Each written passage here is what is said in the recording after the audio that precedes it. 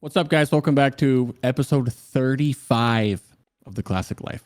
Already 35, Sarthe. That's pretty crazy. Yeah, we've been going. This, I don't know. It's been. I think it's hit a year. We can look back to see when our first episode actually was. I know it doesn't make sense that it's a weekly podcast and there's 52 weeks in a year and we're at 35, but it doesn't matter because we're back now. There's a little intermission.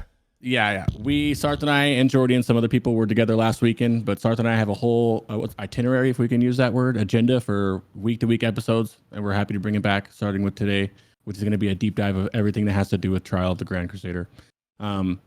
Large lead, boss deep dives, maybe scattered a little bit of loot pile, maybe a tier list, wink, wink. And we have Cosmo and Joardee. No tier list. Joardee loves tier lists so much. They're his favorite.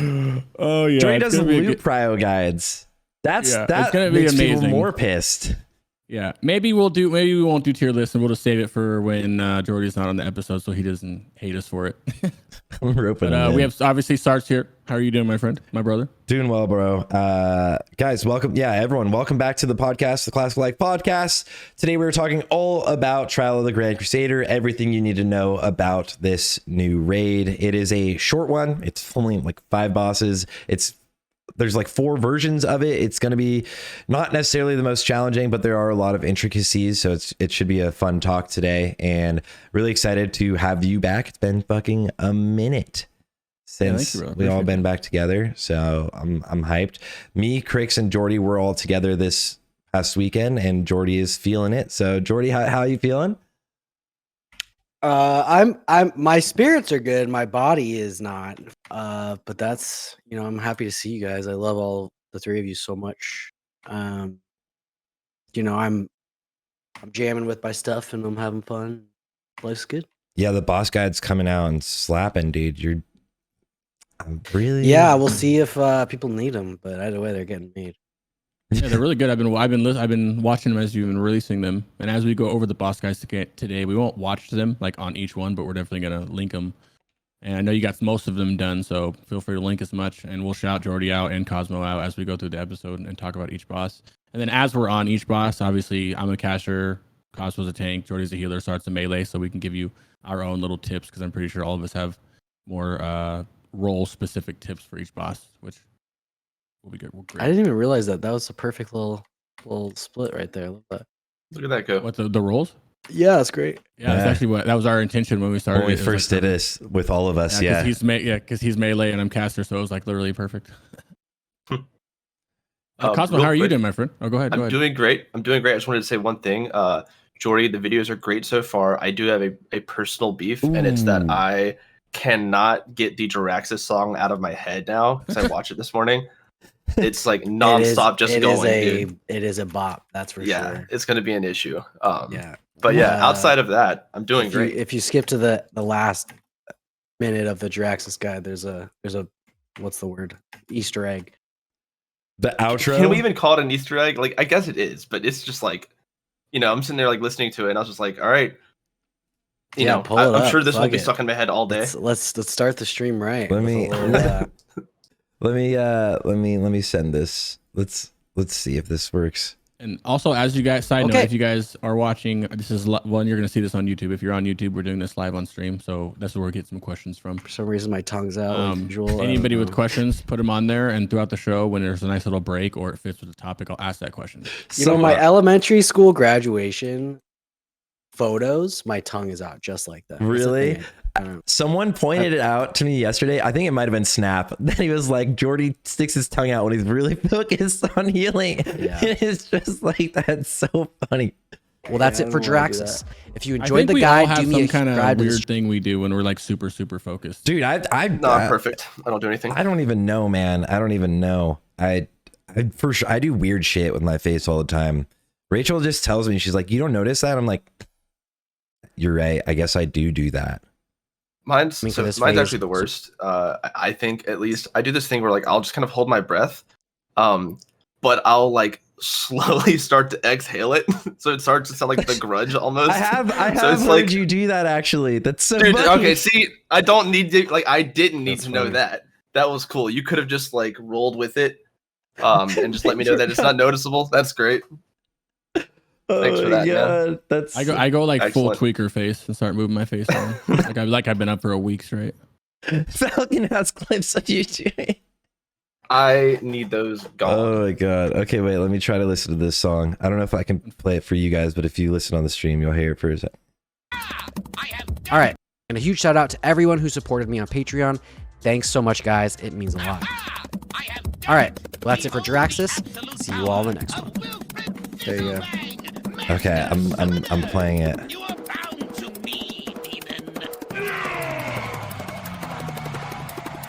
Trifling gnome, your arrogance will be your undoing. But I'm in charge. You faced Jarraxus. Oh shit, dude, it's a banger. It's actually good. Yeah, what? It's lit. Dude, what you the make that? fuck? Dude, no way. No shot. It's- Who made that? Somebody way back in the day. yeah. It's probably the same person. Did you guys ever hear the XT song? No. Oh man, someone sent it to me. I wonder if anyone has it. There's like a song where they use like all of XT's like voice lines, which are like, you know how it's like a little Awful? yeah, they're the worst thing in the world. So annoying. But there's a song with it, dude. There's a song with it. That song is it's actually catchy, but like it is so funny because you've heard all of those voice lines so many times and you're like, I fucking hate these voice lines. You know, you're always like, I literally hate this so much. So that fight, man. Yeah, there is a link to Cosmos and Cosmos. Cosmo, do you want us to send him to your Discord to get the link, or can we link it in the chat? What was the best Yeah, way? it's definitely preferable. Here, I'll just I'll put the link that goes straight Right. to it. Just like for reasons I'll explain when we kind of get into this. But Yeah, of course. Mhm. there you go. And also, how are you doing, my friend? Doing great, man. I'm ready to get into this. I'm like so excited. I love having these deep dives because it's like it's always nice. You know, when you're prepping for a new phase, it can be stressful, and I know like all of us know that feeling. So it's kind of nice to number one, like obviously like discuss the ideas and kind of go over it and listen, you know, engage with chat. But it's also kind of nice to just kind of like decompress after like so much planning. You know, it's like the calm before the storm. At least like for me, I'm just like, you know, since like I raid lead, it's like it's a lot. So I'm looking forward to just kind of, you know, letting it out with the boys. Yeah, I think, dude, raid leading can be stressful. It's so fun though. I love it. I did it on the. I always like the only time I do it is whenever PTR comes out, right? I always end up like putting together a pug or something, and like it's nice being able to just grab random people and figure out ways to full clear things, and it's like fun, you know? Yeah, it's raid leading is the thing I enjoy most in the game, to be honest. Like, there are talks. We're not going to do it in TOC, but I might just 26 man for ICC. And then I've actually just been going through. You know, we cleared Old War a while ago, so I've been doing a lot of just kind of like hopping in with different guilds and just helping them finish out their clears, just getting in and, you know, raid leading from Discord and just 26 manning for other people. Joardee and I That's been a both lot of have fun. done that. It's Dude, really I love fun. it. It's so much fun, and like, you know, I think you get to be a better raid leader because like, if I'm not tanking, then I'm playing on Unholy. And like, fun fact, playing on Unholy Death Knight and raid leading is awful. God, fuck that, dude. Is I it? hate it. So like, yeah. So I've been having a What lot makes of fun it so doing bad? that. It's like, for me, number one, there's like the pressure of like, if you miss one global, like you just kind of fall off. You know, you lose basically everything. It's just such like, it's like a flow to it. And I'm very prone to missing those globals if I'm like trying to look at see like who's out of position and like, you know, making sure that raiding CDs are like, or like, you know, healer CDs are getting used. Fortunately, I've like delegated a lot of those calls now to some of our other healers, and try to like offload some of those calls for me. So it's gotten a little bit better, but yeah, it's just like, it's not fun being the raid leader and like not being high on the DPS because then you just get memed the entire time. I would be you kind of have to fucking like set a Frost. standard. That's what I was gonna say. I feel like that's how Frost would be, right? Ew. Kinda like, No, kinda I like would, no Affliction. thanks. I would go Frost for sure. If I was raid leading as Frost, fucking cake sauce. Raid leading as Unholy sounds like the worst. I mean, as Unholy, you just have to like get your gargoyle out and then you can go AFK for Press 3 pestilence. minutes and raid league. It's like it's You fun. play Though. on Like a- I enjoy wait. like I enjoy playing it, like trying to play it optimally at least. I'm missing a Comet's Trail. That's the only thing I'm missing for full BIS though. So I'm just like, it's so frustrating. Like it's But the yeah. difference of like raid leading as Affliction versus like Destro. Yeah. Basically. You'd be like, well, Yeah, exactly. Toxic raid leading as Affliction. Yeah, okay. I already have trouble rating. Well, not raid leading. Don't give me the raid leader tag with that. I have it's all right. I don't really do affliction. We know. Yeah. So like Psycho in chat, they just said if you play on Holy 24/7, you can go AFK, but like or like brain AFK. But the issue is like I swap between Blood and Unholy, so it's like so weird going from like tanking into Unholy, especially like whenever Blood is like the most like AFK tank spec in the world. I think it's just so easy. Yeah. But anyway, yeah. Joardee, Joardee does healer raid lead. I feel like healer raid lead is a very chill raid lead. Yeah, I It's think actually you not in a you just speed press run. one, right? Not in a It's speed run. You can't do it in a speed run. In a you can.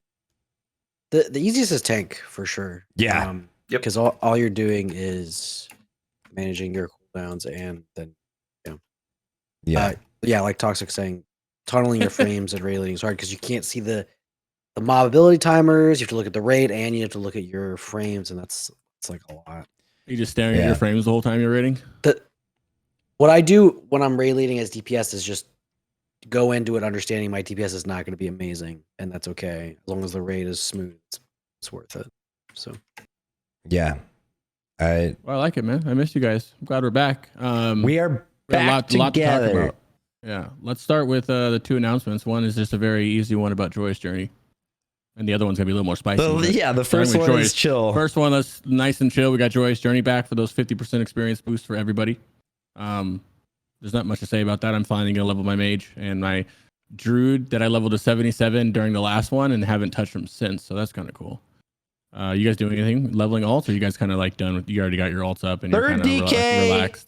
Third Warriors and maid. Maybe actually I'll probably level my second hunter, to be honest. And then a warrior. Probably Why second hunter? Just curious.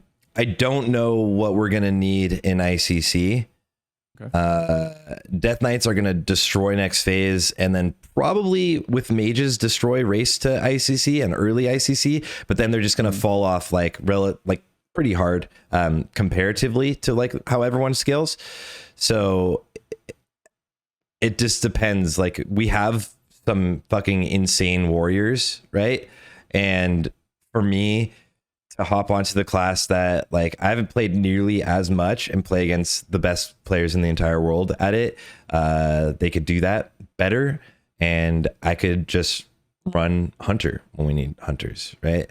Makes sense. So leveling second hunter will be really, really chill. And yeah, so What about you, Jordy? Are you leveling anything, or are you kind of settled in? I just finished my third priest just before Joyous Journeys, which great time. But I was thinking maybe a fourth. I don't know. I'm a You're a- masochist. Are you getting Another priest? Valinor on all three? Just on 2. I have 20 fragments on the second one. So Jeez. and it's not good for this priest. But yeah, I don't know. We'll see. I have a 70 DK. I was thinking about leveling, but You have a DK already at max, right? yeah, he's like full biz. Yeah, you should You bring just love him it. so much you want another one. Bring it on Sunday. Play Unholy against me as Unholy. Let's have fun. There you go. But I raid lead. It's like I already lose. Don't raid lead. That's Have, true. have toxic raid lead. Okay, yeah. That's gonna go great. But yeah. No, I don't know. I'll see. I mean, I have 7 characters. I feel like I'm reaching my theoretical limit here. Yeah. That's a little backwards for me because I pretty much just only had one warlock this whole time, and now I have one in your raid, one in the GDKP, and then I have a new one that I'm starting with in Toxic's raid. And then I have my mage and then a Shadow Priest. I'm pretty excited. You're getting a third warlock. Yeah, I have a third one in the Wednesday raid with Toxic. So as the what- raid leader, and then I have the one to each spec of warlock. What are you? Destro, Demo, and Affliction. You have a fucking Destro, my man. What are you leveling in? What are you gonna level during Joyous Journeys or nothing? I have 3 levels left of a Boomy, and then I'm gonna go with my mage. It's time to dust the mage off. I've been talking to me about it for a while. Weren't so- you gonna play Boomy super hard phase 1? I was, but I swapped it to the Shadow Priest, okay. which I like. I love What a Shadow Priest, the call. gameplay of it, so I really like it. But they're both seeming pretty good. But I just I don't know. I like casters, you know me. But it's about time to dust the Boomy off. I think it'll be a lot of fun. Yeah. What about Cosmo? Cosmo? Cosmo, are you doing anything? So Enjoy?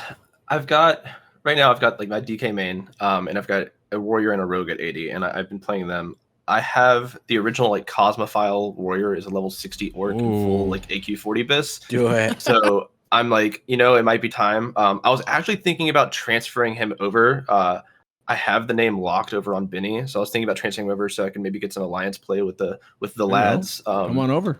So I might do that and just finish him up during this over there. I do want another Death Knight, and I've never played ranged, so I've been thinking about a mage. We being like my guild, we're considering doing some scaling over this phase because it's going to be pretty slow. And we know that it's like ICC is like the raid. You know what I mean? Like we really want to try to finish really strong. We've grown a lot. Yeah. So like just with that in mind, I'm trying to think of like how I can be most useful and like trying to anticipate like what classes make the most sense to have available for scaling those split runs up. Mage sounds kind of fun. I've got a druid that's at 80, but he's in full like caster like greens from leveling. I've never played Moonken, so I might do that because I know it's like super easy and can do pretty well. So yeah, we'll see. Right now, like the two biggest are just like probably finishing up the warrior from 60, and then we'll see what else happens. Nice. Gotta get your Shadowmoor character. Have you not? You haven't been I've tanking got warrior at all this entire time? So my warrior, he's tanking an Ulduar right now. Okay, so you have one that you've been tanking. Yeah, I've got the Tauren warrior. There's Cosmophile, the orc at level 60, and then there's Cosmophile, the Tauren at 80, who was created entirely because I wanted to have tier 6 on a Tauren. That's why that character exists. You wanted the name. You wanted the name quit. You wanted Cosmophile? Come on now. That's like a biz name. Kungin and then out. Yeah, basically. So yeah, I'm just trying to figure out like I've been playing him a good bit, and I think Prot Warrior scales pretty well going into ICC as well. At least with the set bonuses, I hear that it's really good.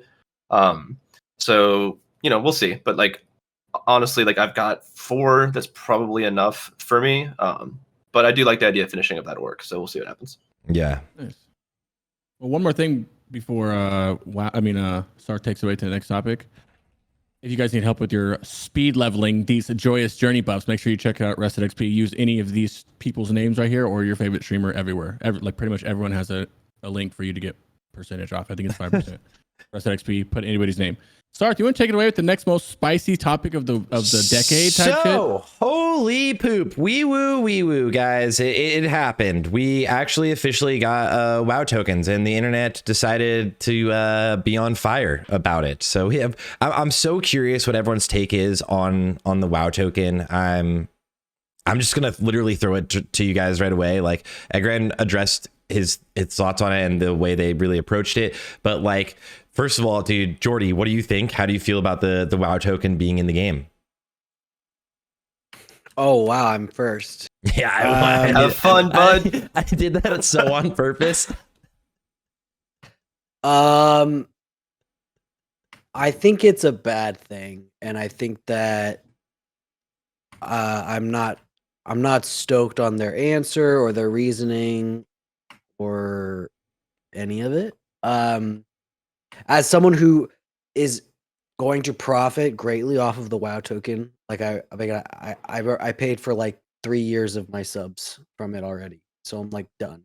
Oh my god! Paying, right, and I'd like dude paid to Elite in Classic just now. He literally just didn't care. It's like okay, but I don't think that the WoW token does anything except make Blizzard money and make players angry. I don't think that it is a good tool for combating bots. I think that the odds are that you're going to see people buying gold illegally or against TOS in order to afford a sub cheaper than the sub actually costs is probably like what will end up happening for most people. I think Blizzard just needs to do a better job about combating bots and gold buyers and sellers in general. That is like where the rubber meets the road, I think, for this. And did you see they in their posts they said they banned 248,000 accounts last 2 weeks. Holy hell! Yeah, Really? that's fine, but I don't. There's no what's the word provenance. Like I don't get to see the evidence of that because anytime I /who, it's fucked. Yeah. I need to see evidence of your work, and I know that like a lot of the time they don't say things in order to obfuscate what they're doing, and I get all of that, but there are ways to communicate this to us. There are ways to prove it to us. There are ways to see the evidence of what they're doing without shooting themselves in the foot. Like there was a really, really, really, really great Reddit thread yesterday about a botter who just kind of went through every single thing that he does, and he was really, really open about all of the activities, and it was fascinating to read. And I recommend you Hilarious guys to read, go too. and read it because it was shocking to see how little they're able to do to affect his bottom line. And that sucks. That sucks. Yeah. It's a very And interesting Reddit it's thread, actually. demoralizing. You know what I mean? As a player, to like, I know it's like I my vibes suck right now, and I'm sorry, but it's like it's how I felt. It was shitty, and it definitely like took some wind out of my sails reading about it.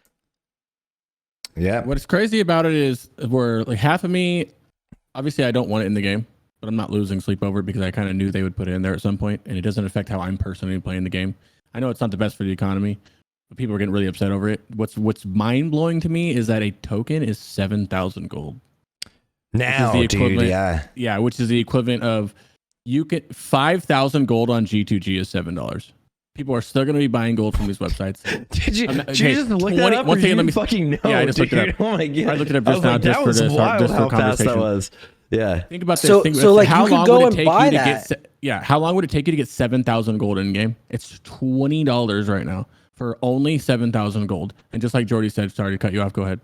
No, you could go and buy that, afford a sub for half the price, Yeah, right? And then exactly. you then I don't it 4 times. It's crazy how much it doesn't make sense.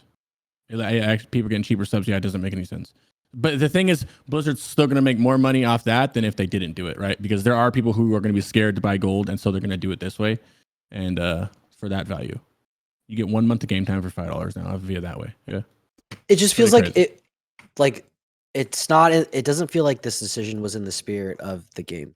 mm-hmm. You know what I mean? Of Classic, and Yep. that sucks. Blizzard makes $5 more per month. It's crazy. Uh, I knew they're gonna put it. I'm not super. I mean, I'm upset, but it's like not shocking to me because I thought honestly, I thought this was gonna be in the game in TBC. I thought we were gonna get this like a while ago. So the fact that people were like, "Oh my god, the WoW token's in," it was more like, "Oh, they finally did it," right? Versus what? No way, they put it in the game. Yeah, it is inevitable. I thought it was gonna be in way earlier.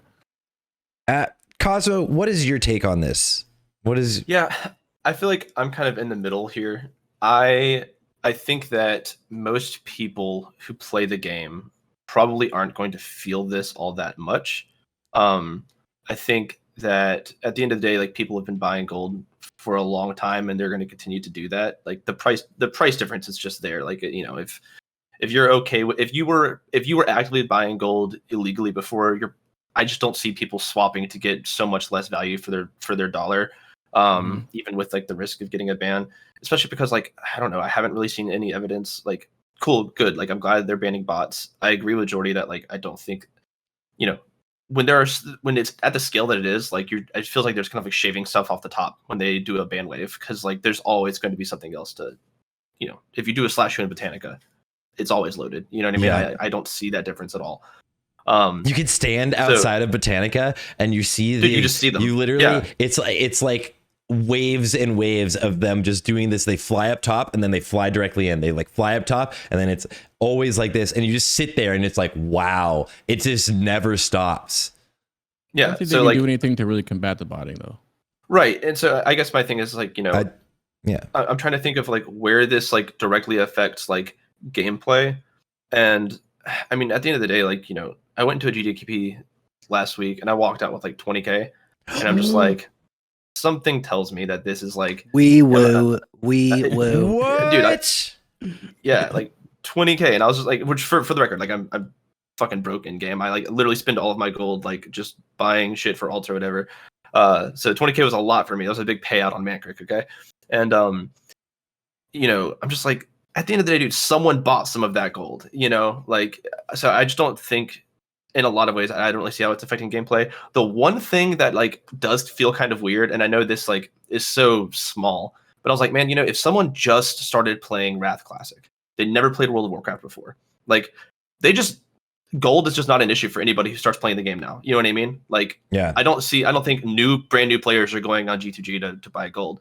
But like the fact that they can just hit a button in game and like, cool, the gold for the entirety of your leveling experience is like paid for. That feels a little weird. I don't love that, you know?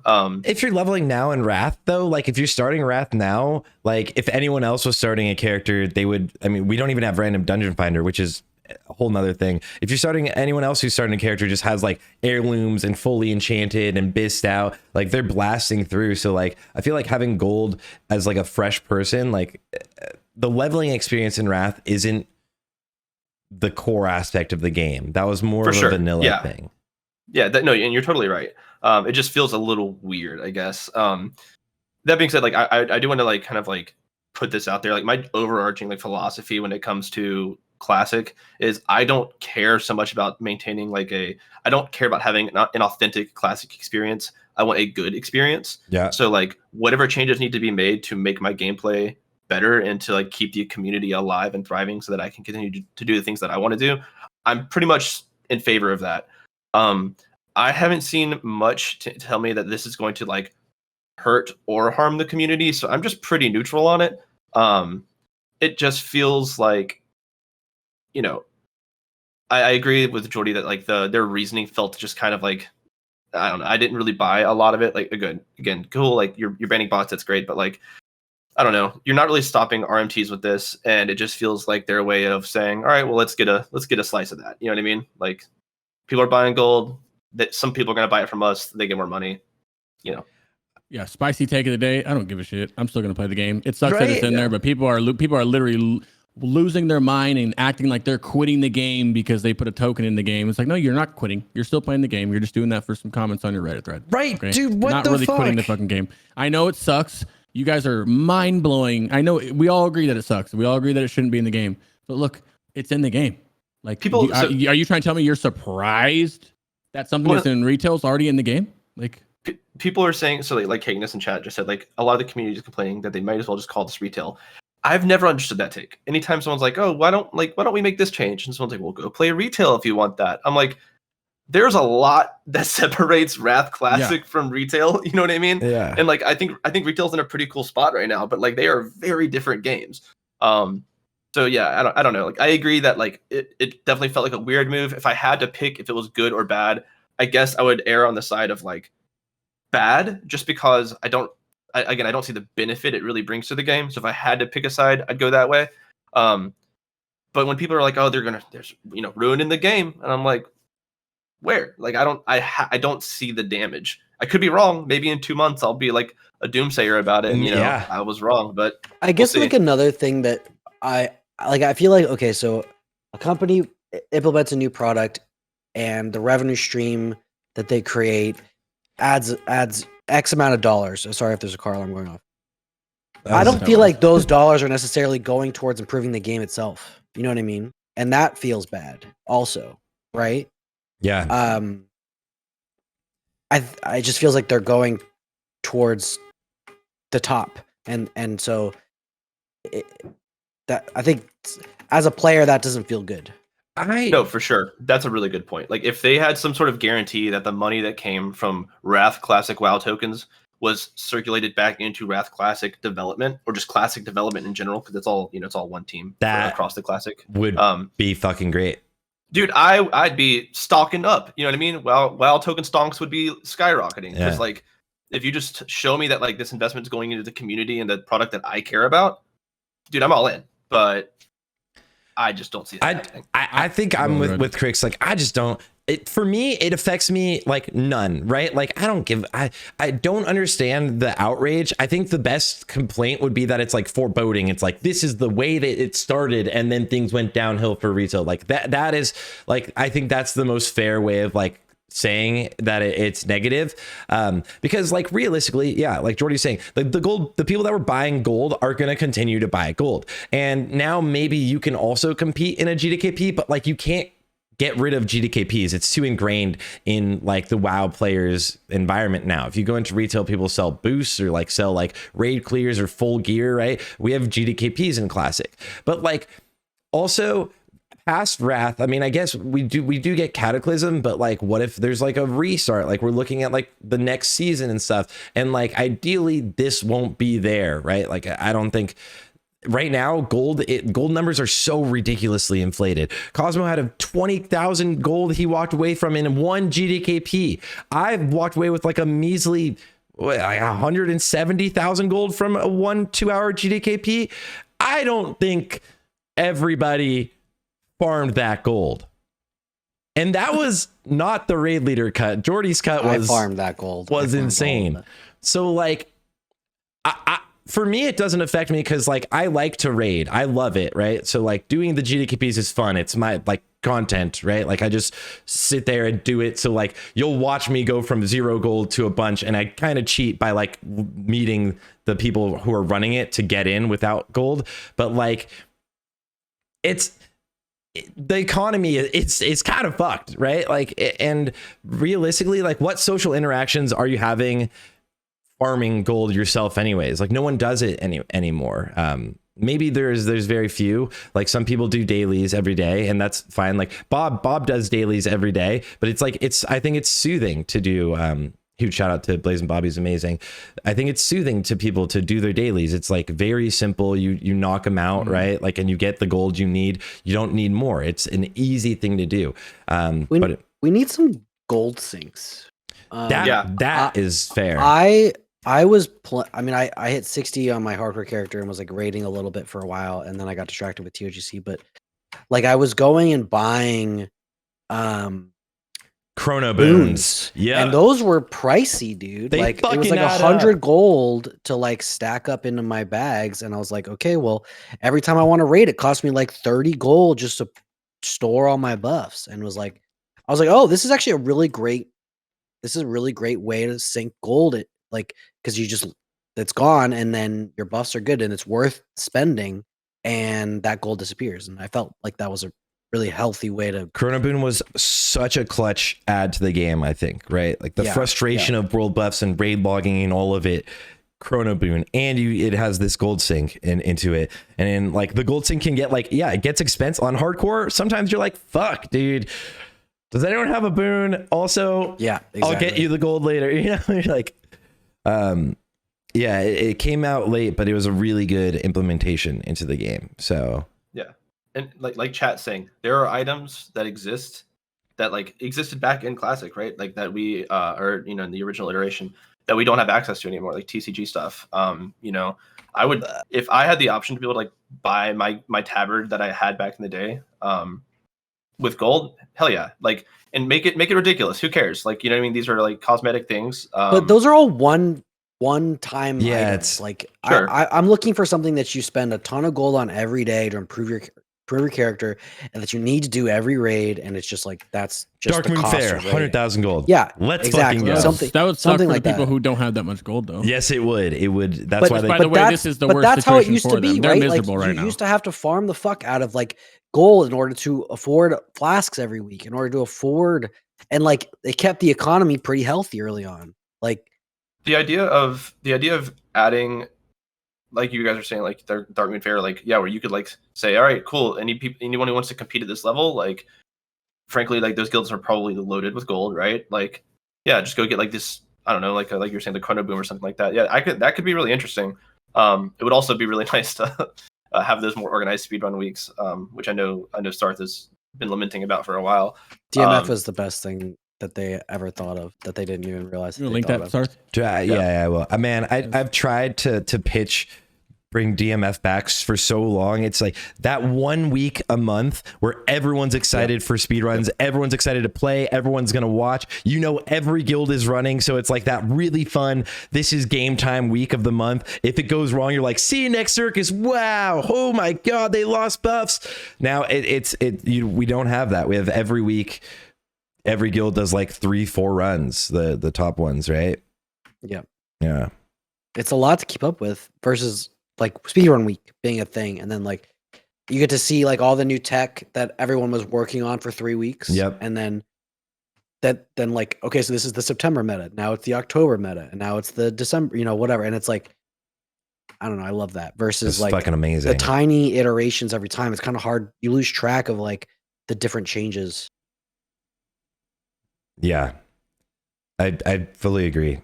It's as someone who loves speedruns so much, and runs a lot of them and watches a lot of them still, you lose a lot of the flair, a lot of the excitement. That's the golden thing that Classic really had was, and people love to complain about it, but like I talk about it a lot, is world buffs were literally just like amazing. And Darkening Fair was one week a month. We ended up extending it by like logging out and boon and stuff, which was like kind of lame. But like if something went wrong, it was like this like visceral, you're like, oh my god, no, they're fucked for a month, dude. That was their chance. We might get next phase by next month, who knows? It's like you have one more shot. Yeah, that was like a mini version of hardcore. It's like, you character dies, you're screwed for a while, right? And I think that's a lot of the flair in hardcore is this like risk reward factor. It's something we're absolutely missing now. Speaking of hardcore, are we done with the WoW token conversation? Yeah. Anybody else want to chime in? Anything else before moving? Okay, so yeah. Oh, go ahead. No. I don't think there's too much about it. So we're not going to talk much about hardcore on this episode because this is a ToGC episode. But secondly, Sarthe and I have a ton of hardcore episodes coming up, including one on Monday with Zaryu, who's going to be on there, where we're going to go over a lot of stuff with hardcore and some stuff with Zaryu as well. And then we have like some other guests coming up on it, and then we're going to do class deep dives specifically for hardcore for each class as we go along too. Those are kind of like the next ones we're doing. But I do want to talk about so Sarthe can take it away talking about the announcement since it was on your channel. And yeah, take it away. I'm going to step away and get some water because I got 2 teeth pulled and it hurts. So I need to go like rinse my mouth out real quick. Yeah.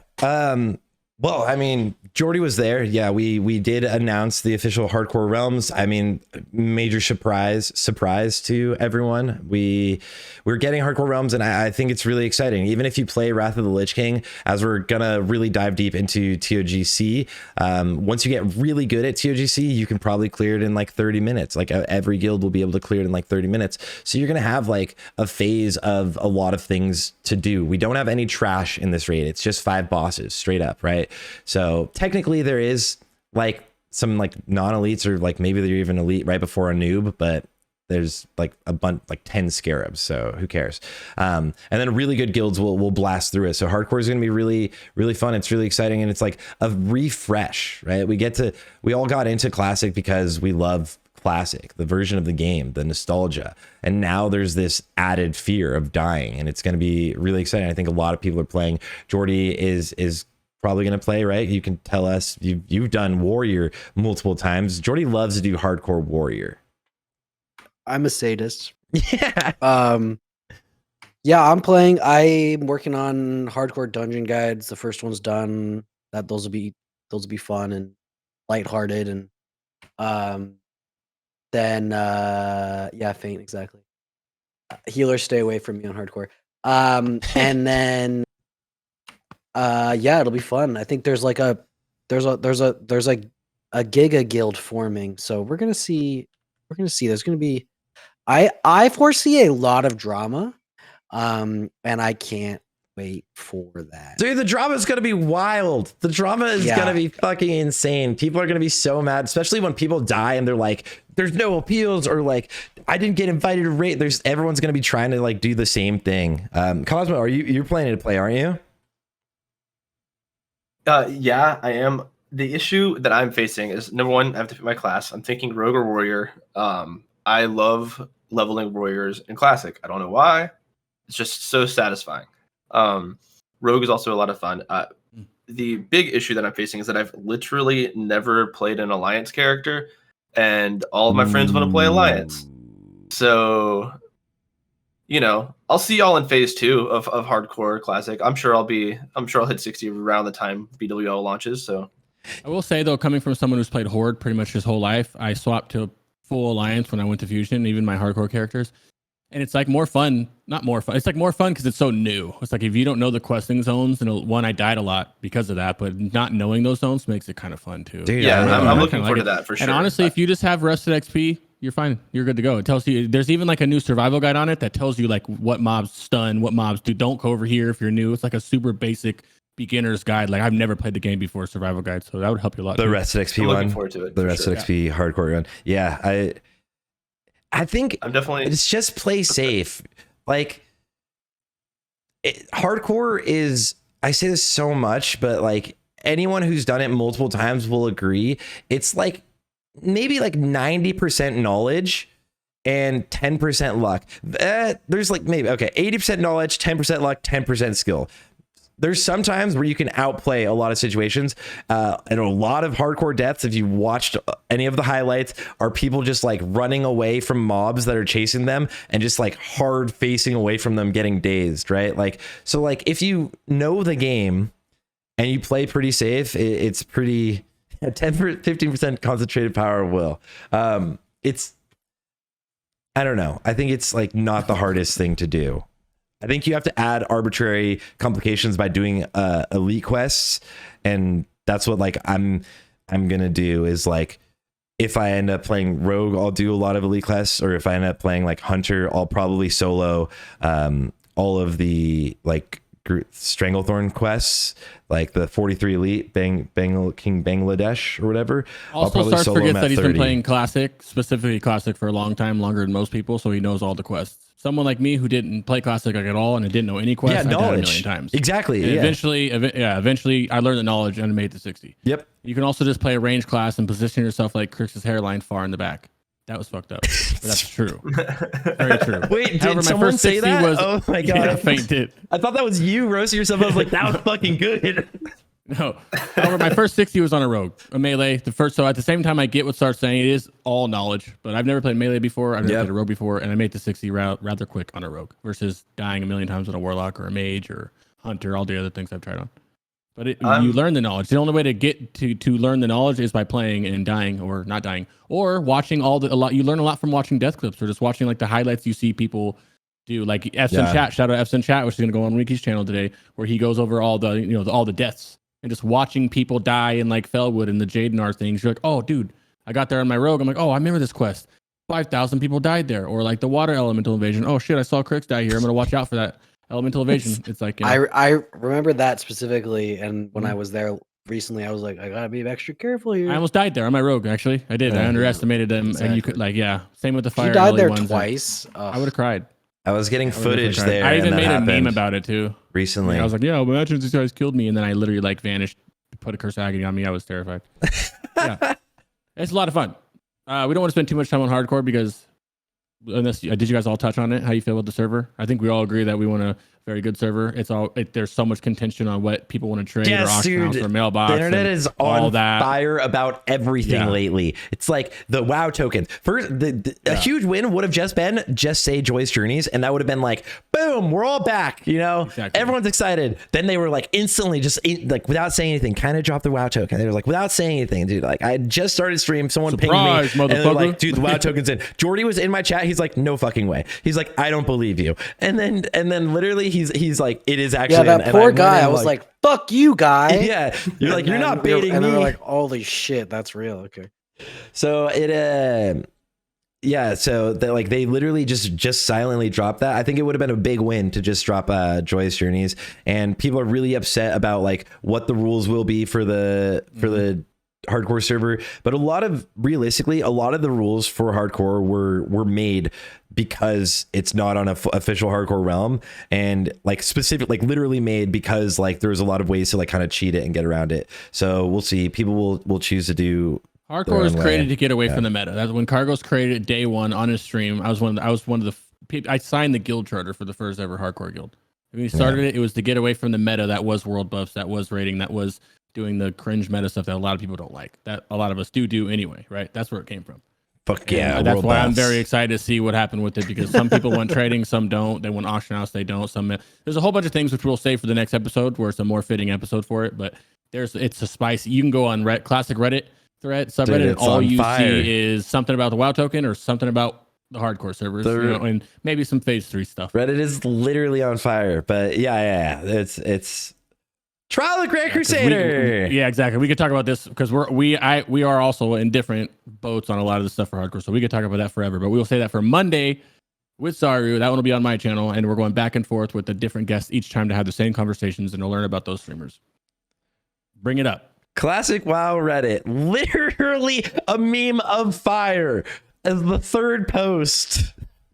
Glad I Honestly, quit 6 months I ago. love it. How Blizzard's love game operations. It's fucking.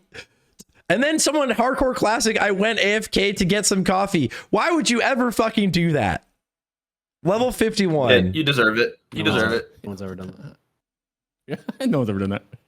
That always blows my mind too. Yeah. So it is yeah. So Trial of the Grand Crusader, we have phase 3 coming out for Wrath of the Lich King coming soon. So that is really exciting. We got to all test it out on the PTR. At least 2 weekends of tests for most people. I know me, Joardee, and Crix were in San Diego for the second weekend of testing, but a lot of people have been able to see all of the raids. So I will toss it directly to you, Joardee, first about how you feel about this raid, the challenges, and what are some of like the encounters or things you're excited for. Oh boy. I hope it's a short phase. Realistically, how short do you wish it I is, think and how that short do you think it's going to be? The minimum has to be 12 weeks. The maximum has to be 13 weeks. I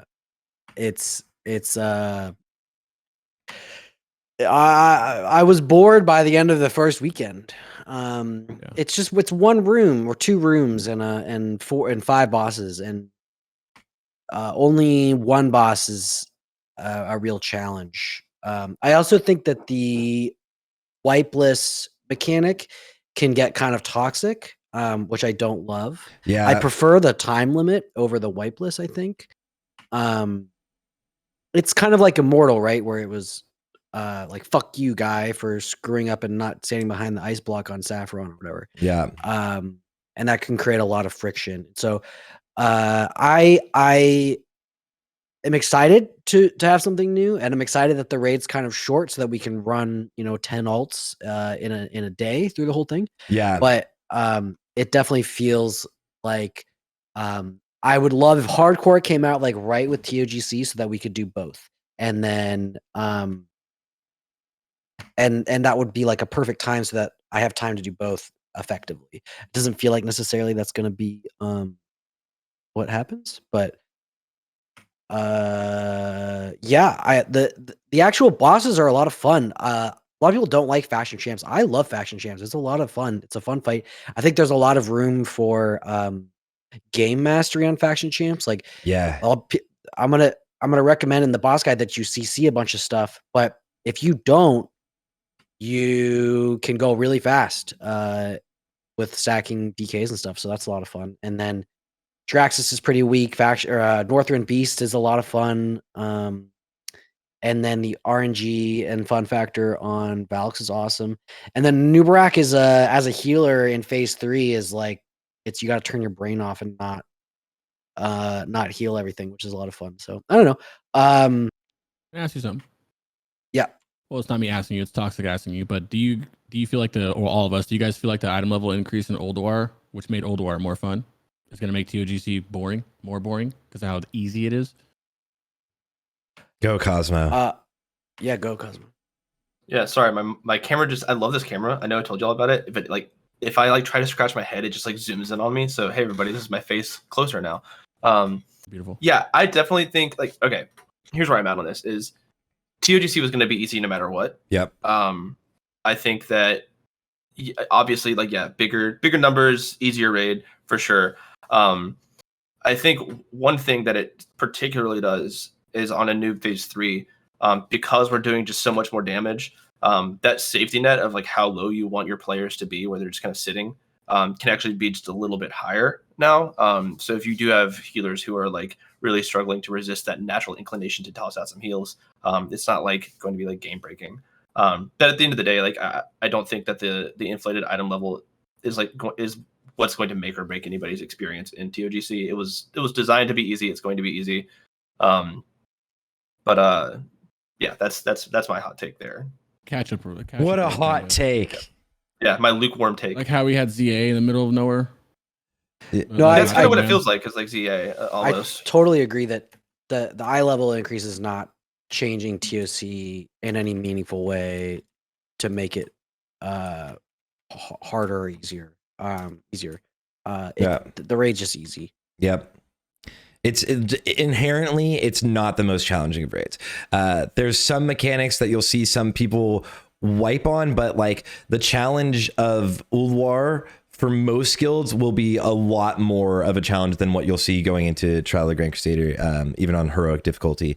And maybe the first week you'll have to do some of the bosses on normal, specifically probably Anub if you like have very limited raiding time. But honestly, I mean, I was able to put together a trade chat pug on the PTR and a pug of random people from stream, and we 1 to 3 shot every single boss on heroic. The first attempt I was explained it beforehand, and then the second attempt it's like, you see those mechanics, that was what I was saying was going to kill you. And there wasn't like Joardee's videos out yet, so people could like easily see what it looks like, right? Like there's like tank spot guides that are like 480p. So plus guides though. Yeah, right. Normal's pretty easy too. I agree. When I went in, there were 15 Shadow Priests from a Shadow Priest Discord raid and did heroic up to Twin Valks and had a normal the last 2, and it was with ease. Yeah, but no struggles at all. PTR is, so chat's saying PTR is a high percentage, like a top tier players more often than not, and that's true for the most part. Yeah, it's mostly better player base. So like that was why that like pug was easily able to like 1 to 3 shot everything without like seeing a video or anything about it. So yes, but by the time it comes out, everybody will have, we'll go over things like the assignment sheets today. Everybody will have guides. You'll understand the encounters a lot better than people did going into that. And I think it'll take everyone's guild a couple weeks maybe to full clear it all. And it's going to end up being, it's not the most challenging of phases, but like, if hardcore comes out at the same time, that's kind of like, it's a break, you know, it's like a nice break. We had Ulduar. Honestly, Ulduar has been out for a really long time. I love Ulduar. The speed running, if it weren't for speed running, I would be really bored with Ulduar though, because speed running is actually getting intense, and like some guilds are actually competitive right now. Instead of like in Nax, the first like 6 fastest runs were all one guild. Now there's actually like some competition, and it's really nice to see like what people are doing and to test the limits in Ulduar. But in Trial of Grand Crusader, it's going to be like an in-between phase, and you're really going to see like some raids. Yeah, like some raids are going to like stack something like you were saying with faction champs. If you just like decide to casually go like 10 unholy DKs, you can spread your diseases, drop D&D. They're going to die if you interrupt like 3 heals. Everything's dead. You know what else is going to help you a lot? You know what else is going to help you a lot with ToGC, guys? Cosmo's beautiful spreadsheet. If you want to show that, and Cosmo, take it away and talk about it there, dog. Once again, Cosmo's back with a stellar and outstanding, a phenomenal spreadsheet to help you guys with assignments and everything else to do with this raid. It's one of many sheets, I will say. So real quick, I just want to lead by saying like the sheet's like publicly available. You can join my Discord. I'll post it in chat really quick for everybody. I don't know if we have a command set up for it. Yeah, I'm gonna do it right now. Yeah. But yeah, you can go here. So one of the reasons I recommend joining the Discord is number one, you'll be able to see updates to the sheets. So like I've pushed 4 updated versions already, based off PTR findings and all that stuff. And what I'm planning on doing is kind of updating these to be more in line with Joardee's videos, because I want to try to make a cohesive experience, so that if you guys are, if you're watching Joardee's videos, the assignment sheet should line up with that. I would hate to give you a sheet that doesn't. So I'm going to try to keep up with that. If you go check out the link, by the way, and I just sent in the chat, you have an editable version in there in case you want to like toy with any of the stuff. Wow. But yeah, so I mean, added score. This is going to be fairly simple. There are some features that I'm definitely looking forward to adding this weekend. I've got a couple people. I say we because I can design the sheets, but I don't know how to code. So up to this point, it was in Ulduar. I got a lot of feedback and a lot of attention from people who like know how to code, and they wanted to reach out and collaborate, which was huge. And all of these people, like a lot of them have their own sheets as well. So if you join my Discord, it's a very public like community where everybody can like share their sheets, and we're kind of like building off of each other's ideas. So a lot of really good information in there. I was surprised to get some of the feedback that I got. For example, people apparently really want the individual boss tabs again. So I'm making those this weekend to flesh all that out for everybody. I'm surprised at how many people wanted that, but I'll add it because it's what people are asking for. So no problem. Real quick, when you look at the sheet, like there are some cells, like so you'll see like these like random squares next to where you'd be putting people's names. I'm really excited about this. There's a guy in the Discord named I don't know how to pronounce it. It's WLUND. Lund is how I say it.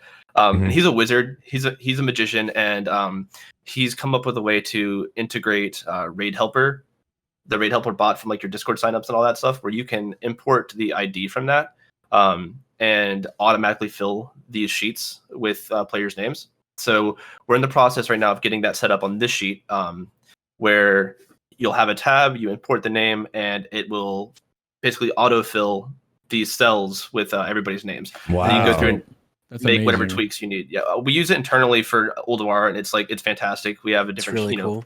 it's so good, dude. It helps out a ton. So we're going to be adding that into this, and again, like that'll be available to everybody. I'm in the process right now of just like kind of taking as much feedback as I can. So please join the Discord and take a look at this and let me know what you like, what you don't like, anything you think you might want to see on here. This is going to be my main project between now and the time it launches. So I'm excited to be back on this. I got pulled away from the Ulduar sheet because of IRL, but I'm really happy to be on this and to kind of be. I'm already kind of laying down the framework for ICC, so it's going well.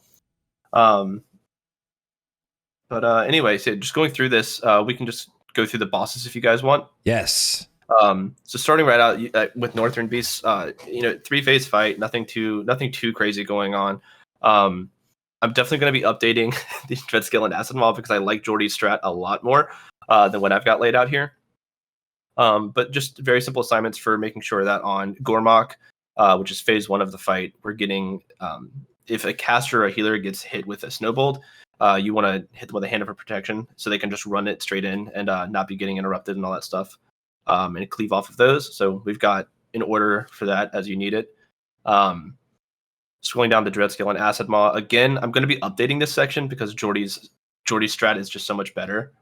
So It's not keep an eye my on that. strat. The Joardee strat that came you up are with this strat for everybody. Definitely did. the strat that Joardee is teaching. Sorry, is just better. So I'm going to be updating that. And likewise for Ice Howl, we learned that like you can just max range his whirl for melee and just not get knocked back. So I need to make a note of that in here and update the image to say that, because right now I'm just telling people to get flung around into specific directions, and you just don't need to. Actually, it's great. Yeah, you never need to get knocked back at all. Yeah, it's just ridiculous. So we'll see. Like I doubt they'll go through and increase the radius of that. But whatever. And then that's basically it for Northrend Beasts. I don't know if you guys want to do this do we want to just like kind of give comments on each boss as we go? Yeah. So this was just to mention your sheet, and then as we go over the bosses, like right now we'll go over Beast, and then we'll link Joardee's, obviously Joardee, the ones that he has done, and then you start up to you, but you can keep the sheet up. And Hey we'll guys, talk about I'm each boss, go over tips for each boss. We have melee, perspective, heal, tank, and caster, so we can just go over each phase. Yeah. Start with this one. Let's slap through.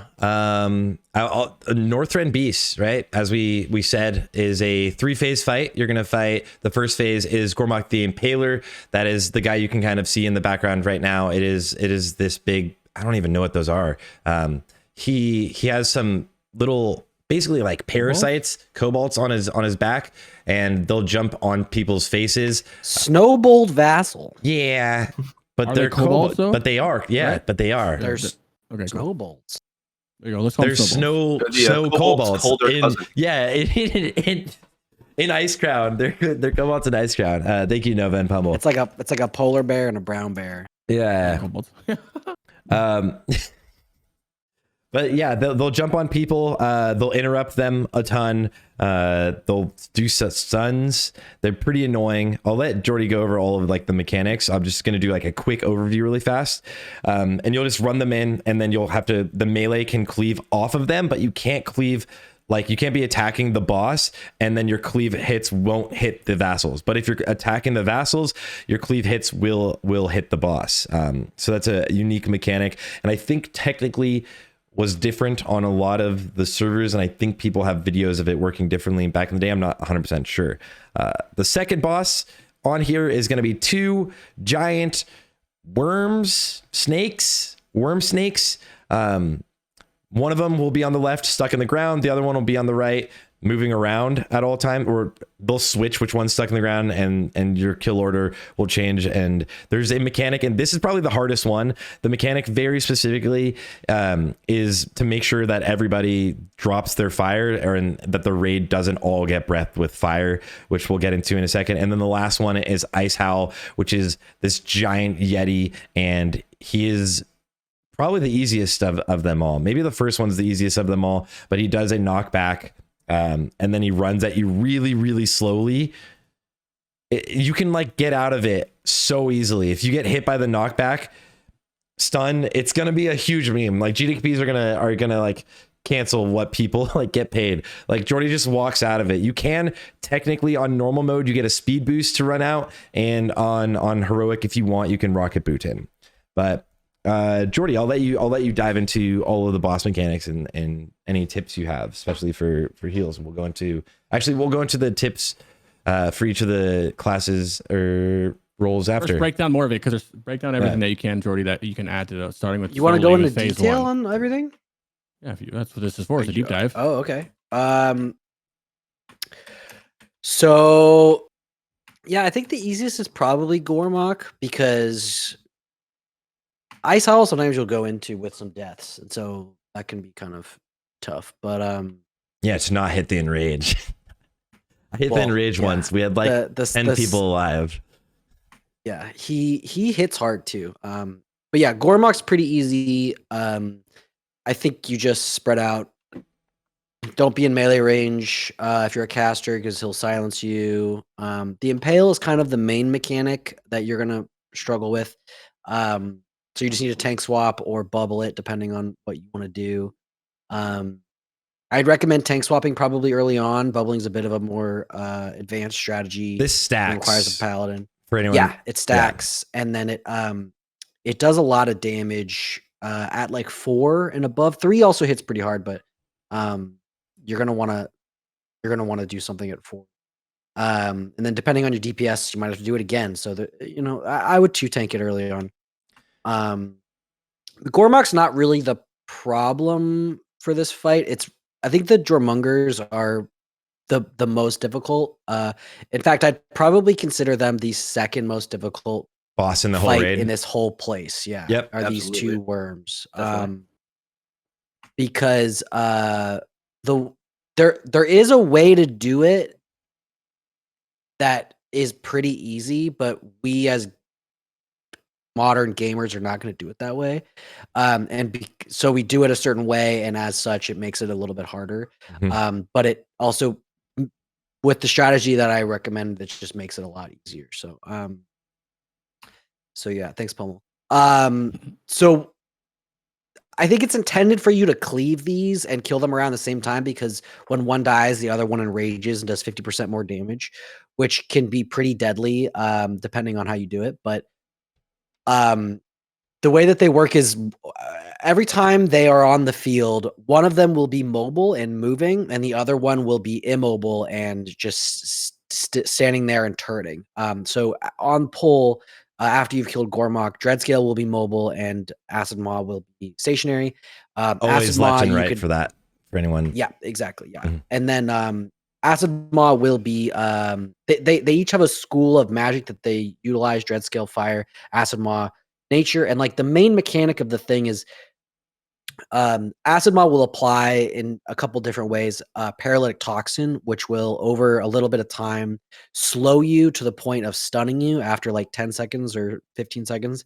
And Dreadscale will apply something called Burning Bile in a couple different ways. And Burning Bile is the same as Fire Bloom on Kill Jaden, if you did that, where there's a dot on you and anyone around you gets hit every second or so with fire damage. So if you have Paralytic Toxin and you take some damage from Burning Bile, whether it be from you with the dot on you or you get hit by someone with the dot near you, the Paralytic Toxin is burned off and you are cleansed of it. So the whole fight is kind of just managing those two debuffs and trying to keep the raid up through a lot of the raid damage. So the cool way that we've planned this is generally, like, because of that, you're going to want to kill Acid Maw first, because you can't remove the Paralytic Toxin unless Burning Bile is on somebody. So if you kill Dreadscale first, then if Paralytic Toxin goes out, you have no way to get rid of it, and people will just get stunned. But the way that we have done this is we're going to burn Dreadscale super fast, but not so fast that we kill him before the Submerge. The goal is to kill him right as the Submerge hits.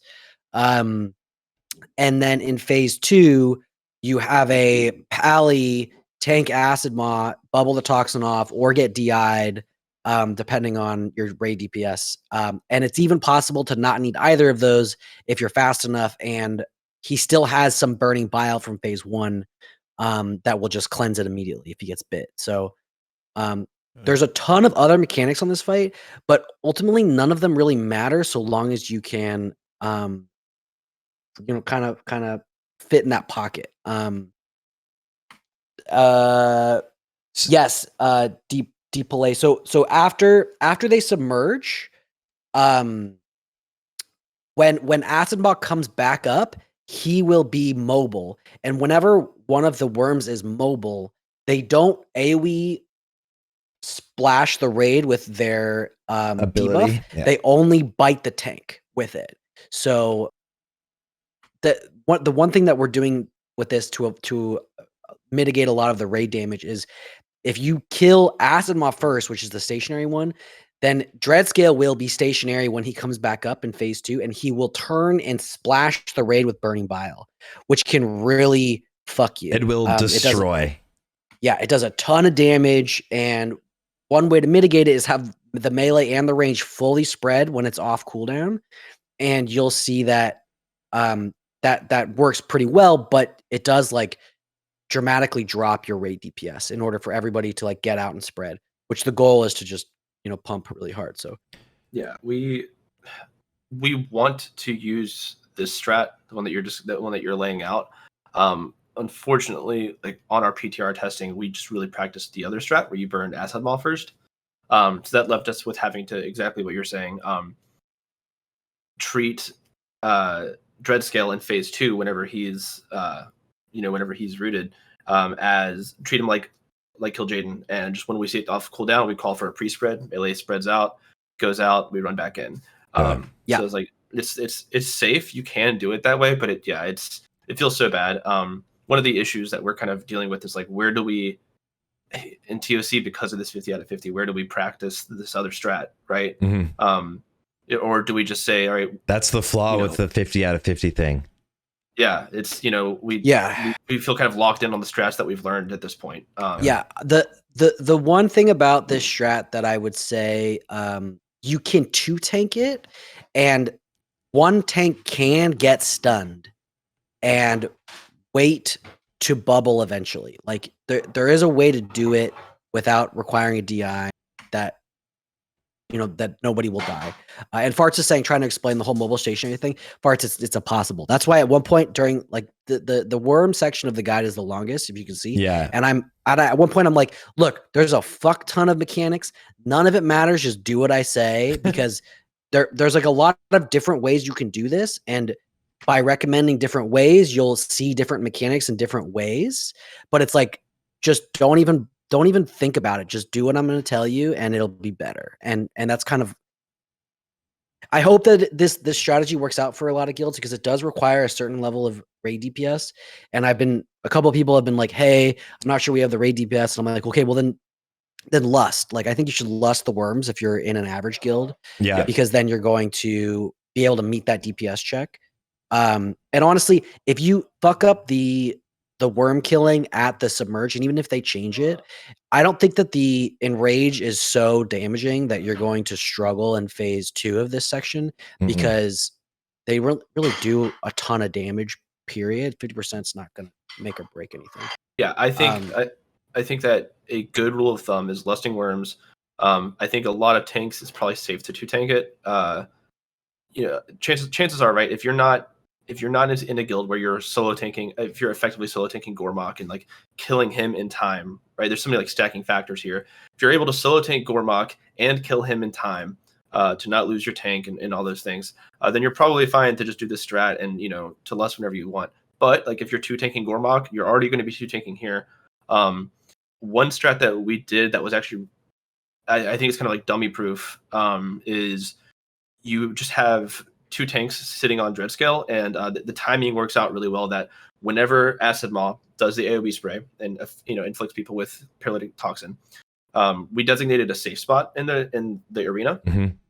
So everybody with that runs to that safe zone. At that point, the tank has Burning Bile, the other tank taunts Dreadscale, and then whoever has Burning Bile goes and frees everybody. So you never have to turn Dreadscale into the raid and worry about breathing on the raid. So if you're already 2-tanking, that's another way that you can kind of like smooth out that transition and have an easier phase there. Where again, you just have a safe zone and the tanks on Dreadscale just swap back and forth. And the timing, I don't know if it was designed to be this way, but the timing almost implies that it was. Where as soon as one tank frees everybody with paralytic toxin, he goes back, he's ready to taunt Dreadscale, and it's just this dance back and forth. And to one thing you said, Joardee, yeah, like we hit Enrage a couple of times just to see it, and it your tank's not going to die to the Enrage. The Enrage does not. I just don't see it happening. Yeah. When they Enrage, they don't hurt more, really. Well, the only thing that will kill you, I think, is if they Enrage and you have Dreadscale and he does the AoE fire breath and it hits the raid, fuck you. It'll fucking wreck you. You'll try and like AM, fire aura, D-sack everything you could. Yeah, we were lining up AM, fire, D-sack, divine hymns, and even then, if someone wasn't perfectly topped off, they were still fucked. And so, I really recommend if you're going into that, if you're utilizing the strat where you're leaving Dreadscale up in phase 2, just like know and be ready. And like on my sheet, you'll see it too. I've got a left and right stack for worms just in case.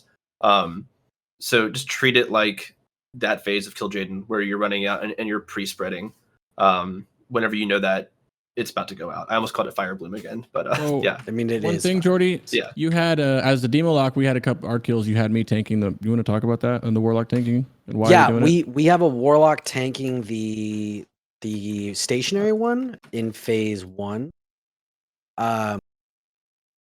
Just a range DPS tanks Acid Maw early, and it's especially easy now because and in the middle. We're not DPSing that one, so his threat is not super important. And the threat's really easy with, and well, Demo Lock you can meta. You don't even have to Searing Pain. You're able to keep all the threat because as meta, you're doing a bunch of damage. And he doesn't hit and that hard. Tankier, and you're way tankier. Yep. You have more armor, and you can face it in the raid. And like all you gotta do is stand there last. Yep. Just get your debuff up on the kill target, and that's all you need. Speaking of threat, and Joardee, I'm not sure if you mentioned this in your video. Our rogue found out the hard way that like there is a threat drop whenever they reemerge from the ground. So just definitely like be aware of that as well. We lost a couple melee to that by accident because they just fucking bonked the worm. So yeah, get away from. I mean, this is true of like all of the bosses in here. Is that when they spawn, the person closest to them will be the person that they hit. So you need to get further away from them than the tank and let the tank get a hit before you start. Yeah. And you'll see people fucking Pepega their way through the raid, just dying to dumb shit. So the second someone does that on your first, like on your immortal kill, you're gonna lose your mind because it's the dumbest death. Yeah, that person's gonna get. And that's happened to people throughout Classic forever, right? Like you know, in like Saffron, like lands or something, right? It's like whenever a boss spawns, if you're like in the hitbox, you die, and it's like the thing is, there's brain. like 7 of them in this fight or in this place, right? So you'll see it's all of them. Yeah, that's really. This one is confusing unless like watch the video. The hardest part, this one literally is probably the most confusing of the fights. It's literally this section. The worm that's moving around, that's just it, like, right? The worm that's stuck in the ground does an AoE with his main ability. The one that's moving around just does it on the tank. Like that, just get that in your head. And to drop the abilities, to drop the like stun, the toxin is the one that slows you and it stuns you. You need to get it burned off. That's like it. Like that's it. Get that focus in. And then if you end up doing dread skill first, and you flame everybody, then you're scared or whatever, right? Or sorry, if you do acid maw first. So besides it being difficult, that's one of the this phase of the whole raid is one of my favorite, probably not in the game, but especially in this raid as a caster for like most of the multi-dot class. This is a phase where you get the focus target one and just keep 100% of your dots up on everything, from a shadow priest to a boomy to a to a warlock to everything. It's just a lot of fun. Fire mages, casters have a lot of fun on this fight. Cleaving will be the normal strategy. Cleaving will become the meta for sure. I'm interested to see. I'm not a melee, so I don't care about that. That's why I'm speaking for casters. Where the DPS is, like, can we get a no submerge? Probably long term. That would be a big thing, like, the one brain phase and Yogg and stuff like that. Mm-hmm. It's gonna be hard. I mean, as it stands, we're getting acid mod to like 75% while killing dread skill. Before this emerge, can you do another 75% with full bis? Who knows? It seems like it might be hard. Yeah. Do you have any healing tips for this or the first phase specifically? The first phase kind of easy. We already kill the boss, dot the ads up, but don't focus single target them, cleave them down, and then you're on here. Any specific healing tips for this fight?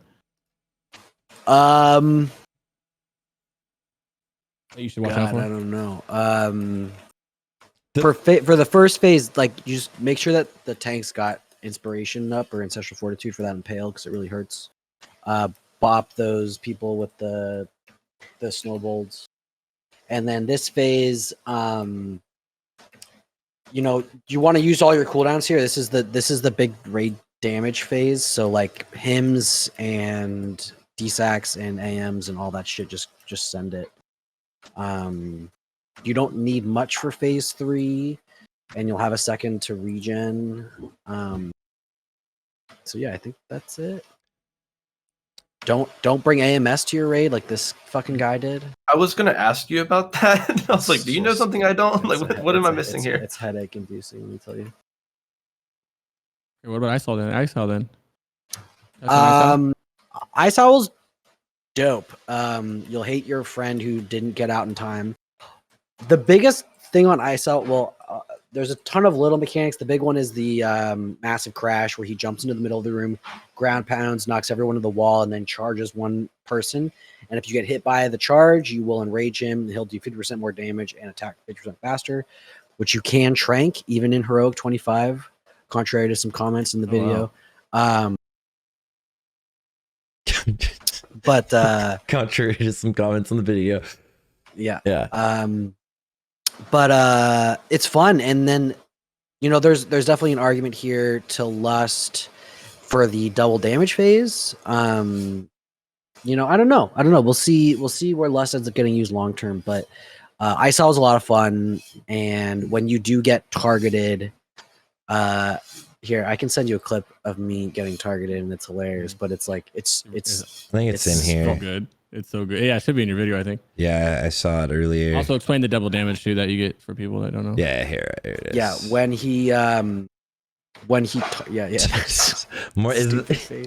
Skylar Morgan doing the dishes right now? Yeah, Kyle's cooking. Oh. Sorry. Okay. Yeah, this is where you get targeted here. I'll play it. My add-on goes crazy. Oh, do you have it in the sounds of here, or did you send me the turn clip? it Yeah, on. turn the sound up. Yeah, let me see. Hilarious. All right. Here we go. Signature move. Massive crash. Your add-on. He's coming right for me! Beep, beep, beep, beep, beep, beep, beep. Oh my god. Yeah, chat loved it. It's not hard to dodge. Just pay the During fucking that attention. stun though, Yeah, so actually as he lands, it still takes him a second to like register that he didn't hit anybody. So if you move in too quickly, even if you're not the one he targeted, he will one-shot you and enrage. So make sure you stay out long enough for him to hit the wall and get stunned before you go in. I've seen people like charge in after he hits the wall quickly and actually get hit, quote unquote, and die, and he enrages. So Fail watch charge it. happens too, right? Yep. Yeah. Yep. But if once he gets stunned and he has not hit anybody, like right there, he takes double damage. So you can snapshot your stuff like Crix is implying and go crazy with that. The hard and it's worth noting that a lot of people save their boots for this, which that's smart for more damage. But you can, as you just saw Joardee doing that, you can run out of there and it was targeting him. You can make it out without using anything if you need to. So don't be like, oh, I didn't have my boots, but I'll just keep doing spam that. strafe Yeah. the second he starts moving, and then adjust if it's the wrong Yeah, direction. because you can't move at the time. So if you're already holding your strafe button, as soon as you can, you'll move. And you can then classes, obviously, you can snapshot things like Shadow Priest. You can put a DP up at the very end of it. Warlocks can snap their corruption and keep it rolling, which is nice. I think the meta for DPS less is going to be still on the worms, because you can cleave those, and the stun that he takes, double damage, is for 10 seconds, and then he's going to do a freeze that's going to hit people. After his stun, he'll always do the knockback, his spin. Sorry. He'll always do his knockback, the spin. But if you're melee, you can stand max range and you completely ignore his AoE knockback mechanic. Completely ignore it. Yep. So don't worry about that at all. Good tip. But he will do his breath there, and you can't fully avoid that. Like you can try to dodge it, but someone's gonna get stunned by it. And before your full bloodlust is utilized, he will also do another like run to the middle and knock you all back. So technically you don't have full uptime of it. So like even with the 10 seconds of 200% damage, I think the utilization of bloodlust is better if you can cleave the two. I think that's a lot stronger. I think I you're agree. right. Yeah, big agree. There's not much damage going out ISL either. No. Can you human racial out of the stun? Which one? The freeze? I don't know if you can. No, you cannot. The charge you're talking about, the freeze, yeah, but not the. Can you crash. human racial out of the freeze? Actually, I don't know. I know you can't out of the charge. I don't. I played this horde, so that's a Crash. really good question. I can't remember. I think I think you can human freeze. I'm pretty sure. Yeah. I can It's a freeze. I have a clip channel, of me doing it. so. You I think you just, because if he's targeting you and you racial, I think he'll pick somebody else rather than interrupt the. You You 1 can million AMS percent can't it. do the. That's can't their the problem, crash, my though. guy. You can racial the freeze. Okay, so and it looks like he doesn't target someone else. So you can get out of the freeze. So when he does his freeze, he just cancels it? randomly Okay. chooses someone, and then it's like a cone, and he breathes his nice juicy breath on you, and everyone in that can cone range? is just all frozen. Just spread out around the boss. If you're like a Death Knight AMS, or like also You can you range can it, yeah? icebound, things that get you out of stuns. I don't know if you can Yeah, outrange it. max range. I I don't Don't think so. think I'm so, asking. Maybe. but I did not try it. It's a good question. Go human for it. Yeah. But if you have like a weak aura, like you can see in the middle of the screen, I believe you were using Foji's, right? Is like the freeze is going to come up, and it has a CD, right? He'll do an AoE knockback, then he'll do the freeze, and just be spread out. If you're all lined up in one line, you're just all going to get frozen. Yeah. It honestly, dodge that mechanic where he charges at you. After the first week, you'll start honestly like really memeing on people that get hit by it. But the hardest part of this encounter is by far the two snakes. Yeah, exactly. And healer's also DPS during that damage buff because there's no damage going out. So make sure you're spamming all your damage cooldowns. Yep. Nice. It's a fun fight. I like this fight. Lord JJ, Lord J. Lord Harkless. Also a This fight is so quick. Jarraxus Yeah, is... this fight's very It's a meme. underwhelming. Big meme. I wanted it to be a lot harder, which is a bummer because he's the only fight that I knew about anything about going into ToGC. Everything else was not very memorable, and because of all the memes and stuff, I was like, "Oh, this is gonna be a great fight." It turns out it's not. So, Yeah, I remember before it came out on PTR. I think you and I were talking about it, and you were like vocally excited about this. And rip. Oh well. damn, that intro is so great. Damn. Yeah, would did you look that? at that? Wow. I don't know, man. What a piece of candy. So with Jarraxus, as far as assignments go, I for our group, like we did basically treat him like a demonic Thorum. We did a similar spread to how we spread around on Thorum. We did that anticipating a Giga Chain Lightning like Thorum has. He doesn't. He's got a little baby Chain Lightning, so it kind of doesn't really matter. But we're running with it anyway because why not be organized? It's basically our strat. If you don't dispel him or spell seal fast enough, the Chain Lightning can one-shot people. That shouldn't be an issue. Yeah, Yeah. right. The mages want to slurp fast. They're incentivized too. So Yeah. Also, I may need to update this. I need to go watch some VODs from PTR, unless you guys just know. I don't know if the first portal always spawns there anymore. Yep. For the first round, it did. So I put it there. I'm not sure if it always does, though, so we'll have to see. But anyway, yeah, assignments are pretty simple. Just do an even split here. Joardee's video just basically covers everything that anyone would need on this fight, frankly. It's just kind of like a gigaburst. One thing I will say, I don't know if anybody else had this issue. Sarthe, I think you play it. Are you a troll or an orc on your Death Knight? I'm an orc. See, I've been a troll. I may be swapping orc here for this raid specifically because, and I might just be wrong, I used my berserking at the end of Ice Howl, like when I did a smash. So on its first smash, I was wasn't up. Secondary. And if you're going fast and you're just like auto clicking, I didn't have berserking until like 15 seconds into this fight. So that felt terrible. So I might just be going orc if that continues, if that's like consistent. Just something to put out there if anybody cares. 15 seconds in would be an amazing time to have berserking come up. But does it? Yeah, because it's full up. Because technically you'd probably snapshot or you'd Gary at like around 5 to 6 seconds, and then he's there for 30, right? Or 27 seconds. Yeah, it just felt bad for the army. Yeah. But I know army doesn't care too much about haste, but anyway. Army doesn't care about attack power. But the thing that's always going to be a thing with trolls, right? Troll is going to be the play probably for parsing, even though you like an axe in this raid. Troll is going to be like, people will just like not fight the boss and they'll wait. Troll, this is like the phase where like you could go troll when instead of orc now again. So that's always been the thing. The reason why in speedruns we're all orcs most of the time is because the 2-minute CD on your racial is up more often than the advantage you gain from having berserking. So gotcha. that's the major difference. But for this fight, realistically, so he constantly casts a fireball in the tank. You just need someone that's interrupting that, maybe 2 people that are interrupting that, whatever. Just make sure you're interrupting the fireball. It's honestly not even terrifying. He will buff himself with 10 stacks on heroic of a buff that makes him do a ton more damage. That is a spell. It's a magic buff, so your mages can instantly spell seal it. Your shamans can purge it. You can dispel it. You can get rid of it easy. And then the big thing is the main mechanic is he will start spawning these ads. The first set of ads is going to be like succubuses, like mistresses of pain. If you remember BW well, it's this portal. And on heroic, the portal has an HP value, and it will continue summoning ads until you kill the portal. All you need to do, and what you're not doing in this yet, because I think this is early, is just bring the boss right on top of the portal, nuke down the portal. Technically, the portal does a little bit of AoE damage. It's like insignificant.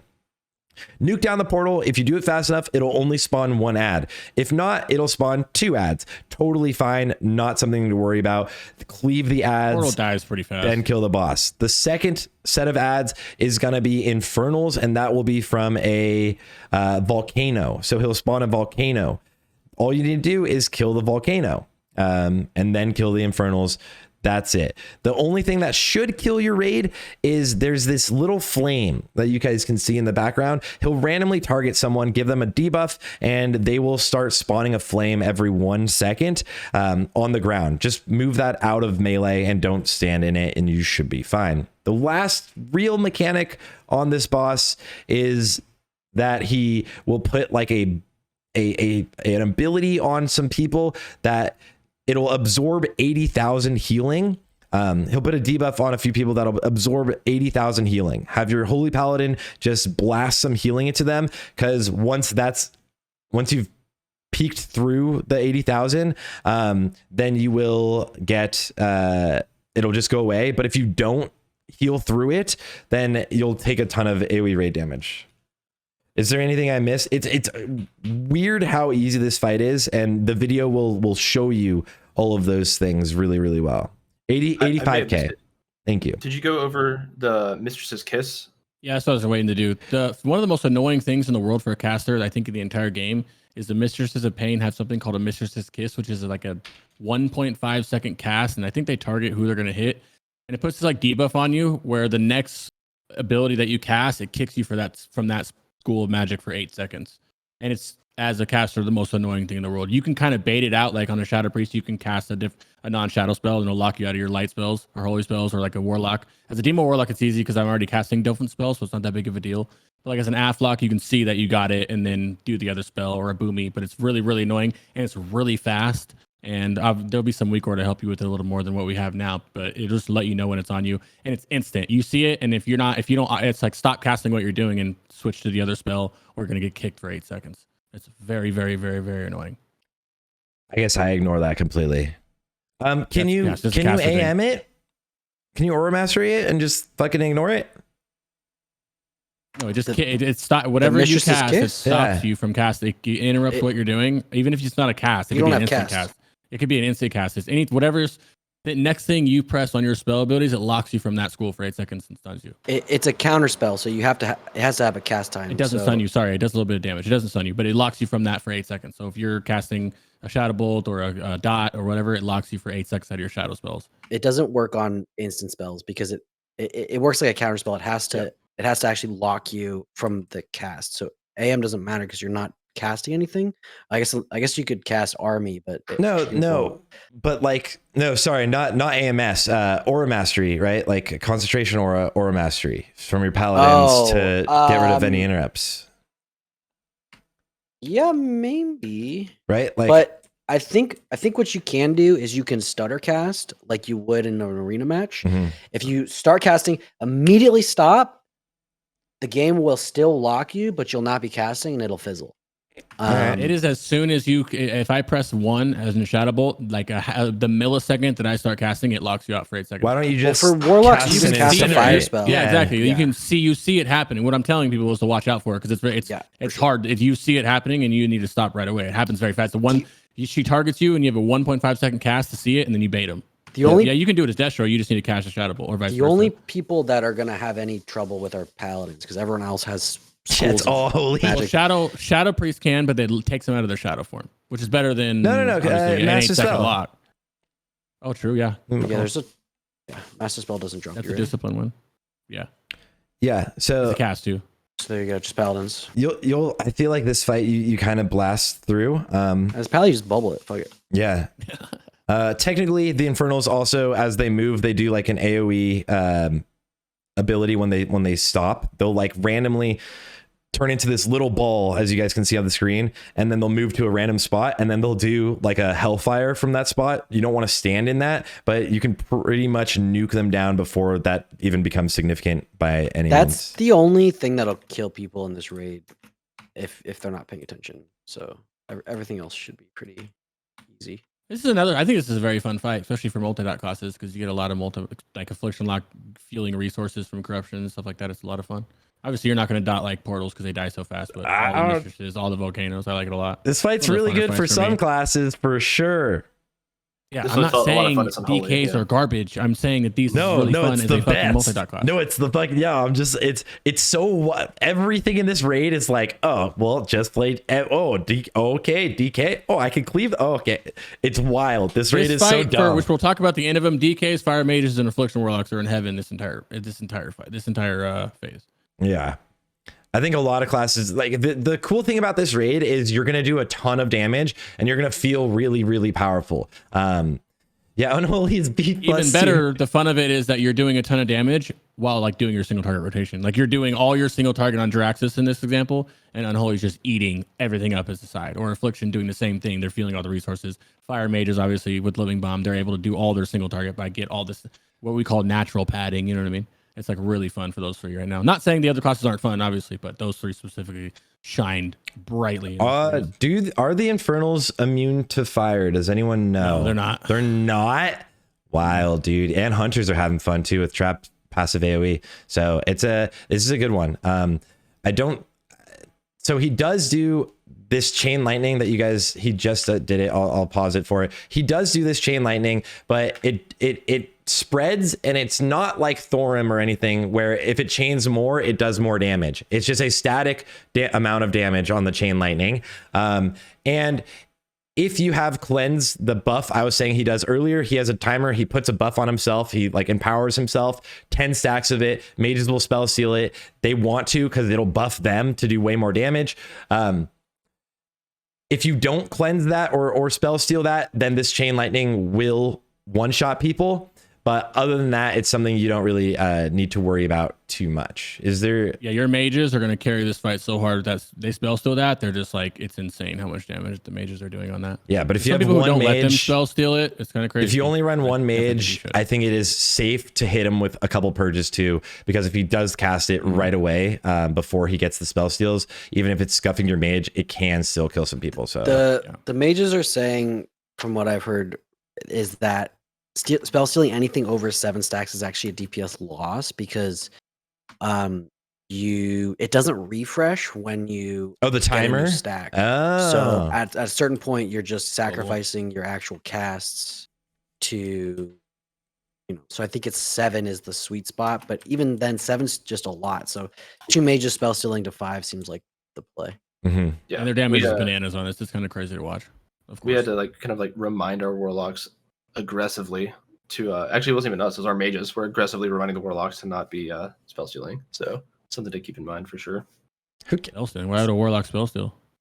Just a grief cleanse, I guess. Yeah. Oh, the purge. Oh, yeah, purge. Oh, hey, sorry, thanks purge. for reminding me. I'm gonna do that. Just to there you grief, dude. It's hilarious. Well, a lot of warlocks have it on like auto, which they shouldn't, right? All their abilities should be macroed or casted, but yeah.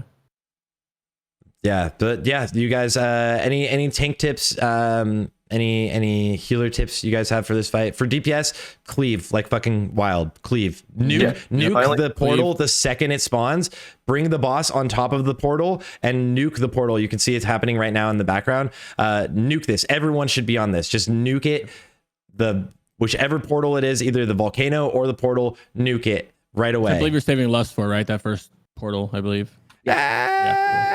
I don't even know if you are anymore. Yeah, we just lost on pool. Yeah, and for it just safety, kinda I dies. guess. But yeah, Depends on what you. Well, I think it would come out during the first Lust Yeah. if you Lust on pool, wouldn't it?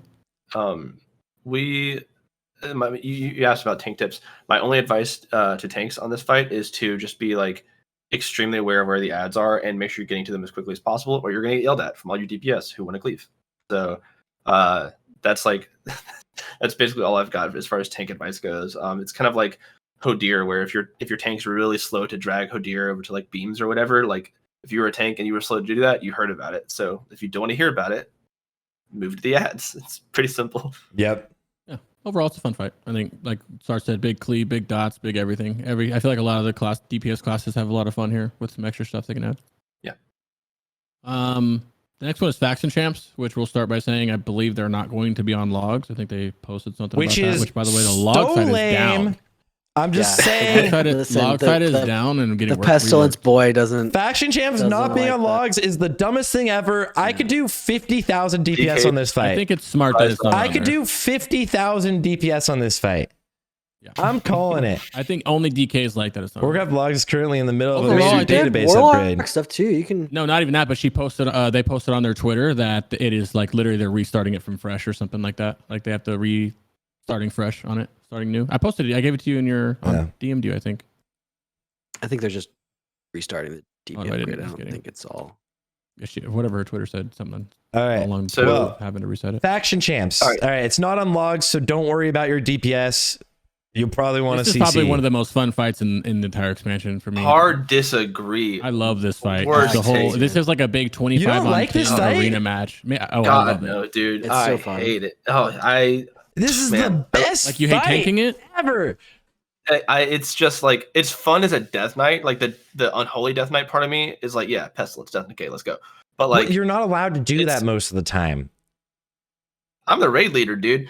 I'm doing it. You're just So you're breaking all CC, killing your entire raid. You're like, guys, why didn't you we're- CC? It's like pestilence on everything. we're not CCing basically, like pretty much anything, honestly. The extent of our CC is like on the sheet you'll see like I've got a death grip order, so like we're pulling our primary kill target all the way to the far side of the room, popping glass, just like full nuking. And for us that's the enhancement shaman. This is an area, and I say this in the sheet, where like I am really open to as much feedback as people want to give on the kill order here. I feel like every single time we went in, or every pull, I feel like people would just get like really tilted at one specific mob, and that was like, oh, we need to kill this mob first. So we would try it on on the next pull. We did a lot of intentional wipes here to see like what kill orders made the most sense. And every single time I feel like someone was complaining to me or sending me a whisper saying that something else needed to die faster because that specific mob griefed them the previous attempt. But across the board, it just always felt like the enhancement shaman needed to die ASAP. No, Resto. Resto shaman? Dude, what? Like Yeah, you could Resto just Shaman. Resto Shaman. Kill the Resto Alright, I'll Shaman. get- His name's Samuel. Kill this guy. Fucking kill this guy. The healing stream totem does a gajillion healing. It is so unbelievable like, how much healing it does. I was just making it like my personal project to just nuke that down as soon as I saw it. So like maybe that's why I didn't feel it too much. But okay, like, you know what? I got outvoted. It's cool. We'll put him up to the top. I'm cool with it. Yeah. The shamans then, are like, bad. so- Yeah. Yeah, shamans just need to die. The rogue we tried killing pretty early, but he's just got so many CDs that like killing the rogue just felt difficult. Mhm. Did you move this around since we talked about this? This looks I- crazy. I did. Oh, it looks crazy. Okay, well, great. So I'll change it I back. love We'll the revert. names. Control names Z. of those guys. So yeah, real quick. One thing about the names, and just, regarding the sheet in general. If you are an alliance player, you can like change this here. So like you can change it on your end. Sarthe, I think you're driving. So you can like change the champions of the alliance to the horde, and all the names auto update. How do I do that? Alongside that, you just click where it says like champions of the alliance. Oh, champions of the Yeah. Oda. Champions of the Urdu. All right. So all the names update. That for makes you. sense. This guy, Thrakgar. Fuck that guy. And then there are also like focus macros. They're hidden, but they're next to the name under the focus column. If you just click those and copy, there's just focus macros that you can paste in game. So if you do assign CCs, then those people can just go ahead and have those focus targets ready to go, and there's no excuse for it. So happy hunting, raid leaders. But yeah, I mean, again, kill order here is going to be like that's like the spiciest part of this, I think. So I'm down. Like I wrote a note down. I'll move Resto Shaman up to the top to get rid of the totems. That's fine. But I say it in the. I feel like the warrior was really easy to kite. Yep. I don't think you need Bladestorm's like super sleeper. It doesn't do anything. The Yeah. rogue is a little spooky, but I would do all three healers first and then you move down from there. Healers first is What interesting. Seen most successful for, and I think that works as well. We've done like my pugs in every run I've done, like everything is one shotted except for one pug where I wasn't raid leading, and then I asked the guy if I could just raid lead real fast and call out the order. He was trying to start with Disc Priest. That I didn't think that was a great choice. The Resto Shaman, like we were saying, is just like wild. The totem heals so much, so you got to lock him down. The Druid is in tree form, you can banish fear and have a rogue stun him in between those like CC chains, so that you can shut him down really hard. The disc priest is good to get next, so like it can be healers, and then like when you start to go to DPS, the hunter doesn't need to be on top of someone to connect, so you can't really kite him. So the hunter's good, and the rogue can shadow step. So those are like, and then from there it's like decide what you want. But really the resto shaman does a ton of healing. Like Joardee was saying, like the healers first it's really a strong call.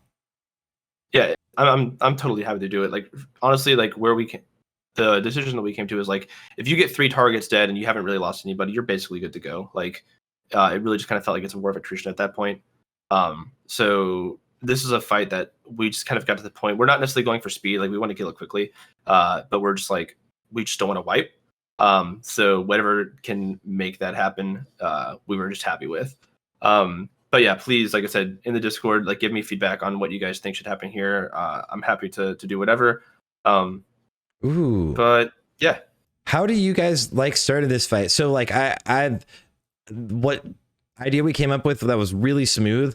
Obviously back in the day, you would send a warrior in, they AoE fear it, all of the ads use their PvP trinket, and we set up a double or single, just death gripping the shaman away from everything else for the safety raids, just instantly right here to the middle, and then just nuking it down while everything else is like slowly running to you. You kind of can kill it by itself, and you don't have to worry about like spreading AoE. You can get your CC up on everything else. How do you guys like to initiate this encounter? Send a warrior and a priest in with bops to just fear everything, and that pops people's trinkets. Someone mentioned, was it you, Sarthe? I'm about to steal your thunder, I think. Start leading with a howling blast, or hungering cold. Hungering cold for frosty Ks, dude. Yeah. Any frosty like that K a lot. leaders? Yeah, I like that a lot. It's so strong on this for this, yeah. Yeah, we're doing that for sure. If anyone doesn't know, that ability is usually a talent you don't grab. It is an ability in the Frosty K tree that does an AoE freeze. It puts everything in basically like a hunter trap, and then like that'll obviously break out. But it instantly freezes all of them, and they'll just like, boom, PvP trinket. Super strong for this. But Frosty Ks usually don't take it. Yeah. But yeah, go on, Cosmo. Carry on. Oh no, I was just I mean like basically that, like you just want to get everybody pop their trinket ASAP, and then just kind of adhere to your kill order. If you're assigned to a CC, like stay on it. You know, I really think this is just a fight where if you get ahead, then you kind of just stay ahead. At least that was our experience. Mm-hmm. Yeah, if you're taking it easy, sorry, you can go on. I think like there's going to be a lot of strategy evolutions on this fight, I think, and you'll see a big disparity in kill time between like the fastest guilds and the slowest guilds, because you can do this fight in like 8+ minutes, or you could do it in 3, right? And I think that because ToGC is the way it is, you are going to see people erring on the side of caution for the most part. And in this video, which this will come out on Monday, I recommend that you CC a bunch of stuff, and I kind of lay out like how you do it. But you don't have to. You could just AoE the fuck out of things, right? So, you know, I kind of lined stuff up in pairs. If you go up a little bit through it, there's a caster section where I put a warlock and a mage in pairs on. It's right. Yeah, there it is. I don't know where it is. Yeah, and so the mage, go forward a little bit. There's like icons and stuff. The mage will sheep one while the warlock sheeps another, and then when those DR, they swap. And so that's like a really good way to just eliminate 2 targets completely from the fight, especially after the PvP trinket's gone out. Again, this is one way to do it. It's not the only way to do it, but it works, and it helps a bunch to keep things safe. And if you're going for death list for those mounts or wipe list for the cloaks, it's probably the best way to go. If you're going for world first, this is not your strategy, so don't listen to the guide. but you don't gonna watch this guide if you're going for world first anyway. Right. So, If you're going for And world yeah. first, you have 27 DKs.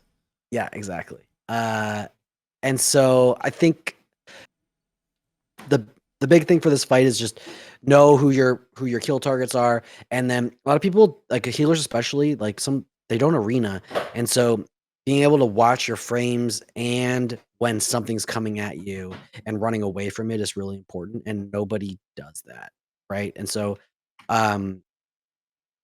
knowing like when you got to purge, when you have to heal, when you have to run away, all that stuff, and then like calling for cooldowns. Like a lot of healers don't call for bops or don't call for freedoms or whatever, and that's a really good way to prevent you from dying.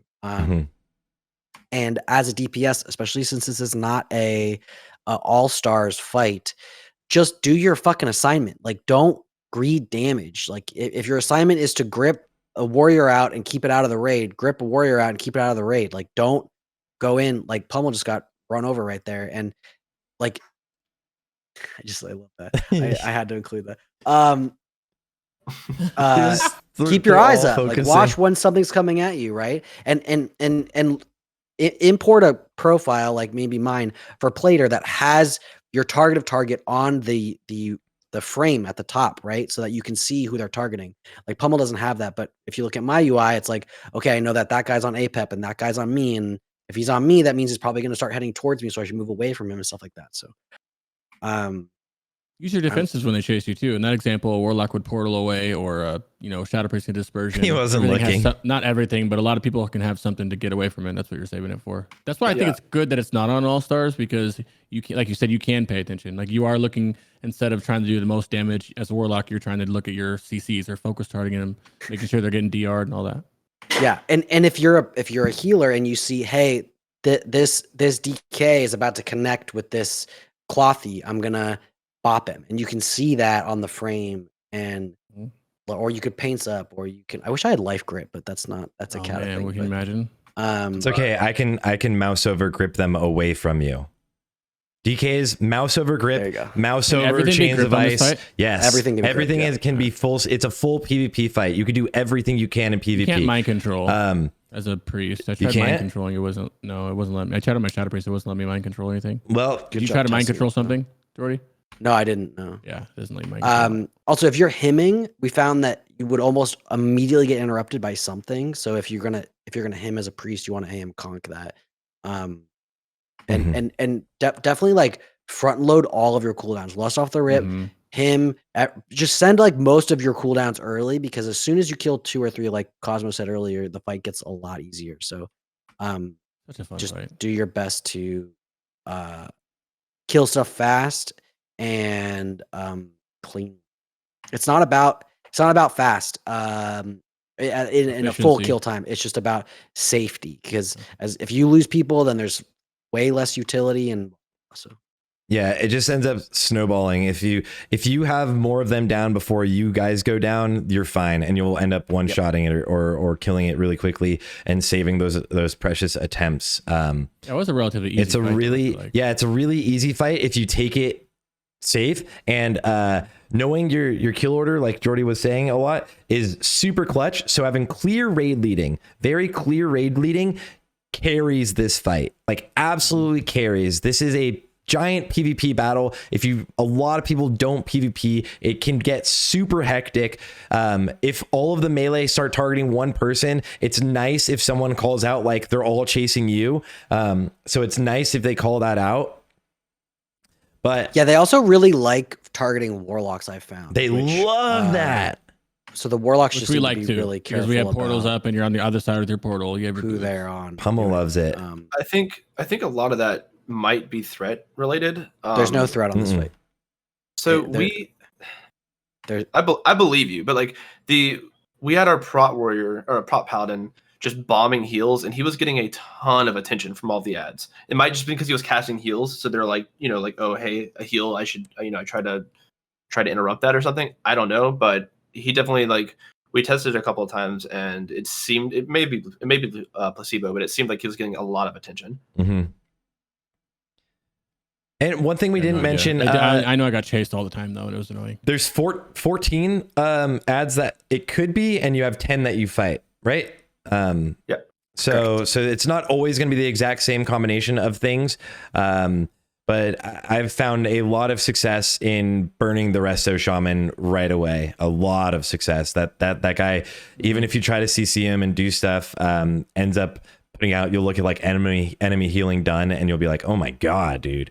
Yeah. I think the stomping totems is also big, and getting a weak aura that shouts them out to you is really nice. Like Pets are good to kill them too. You can send pets opposite side of the world.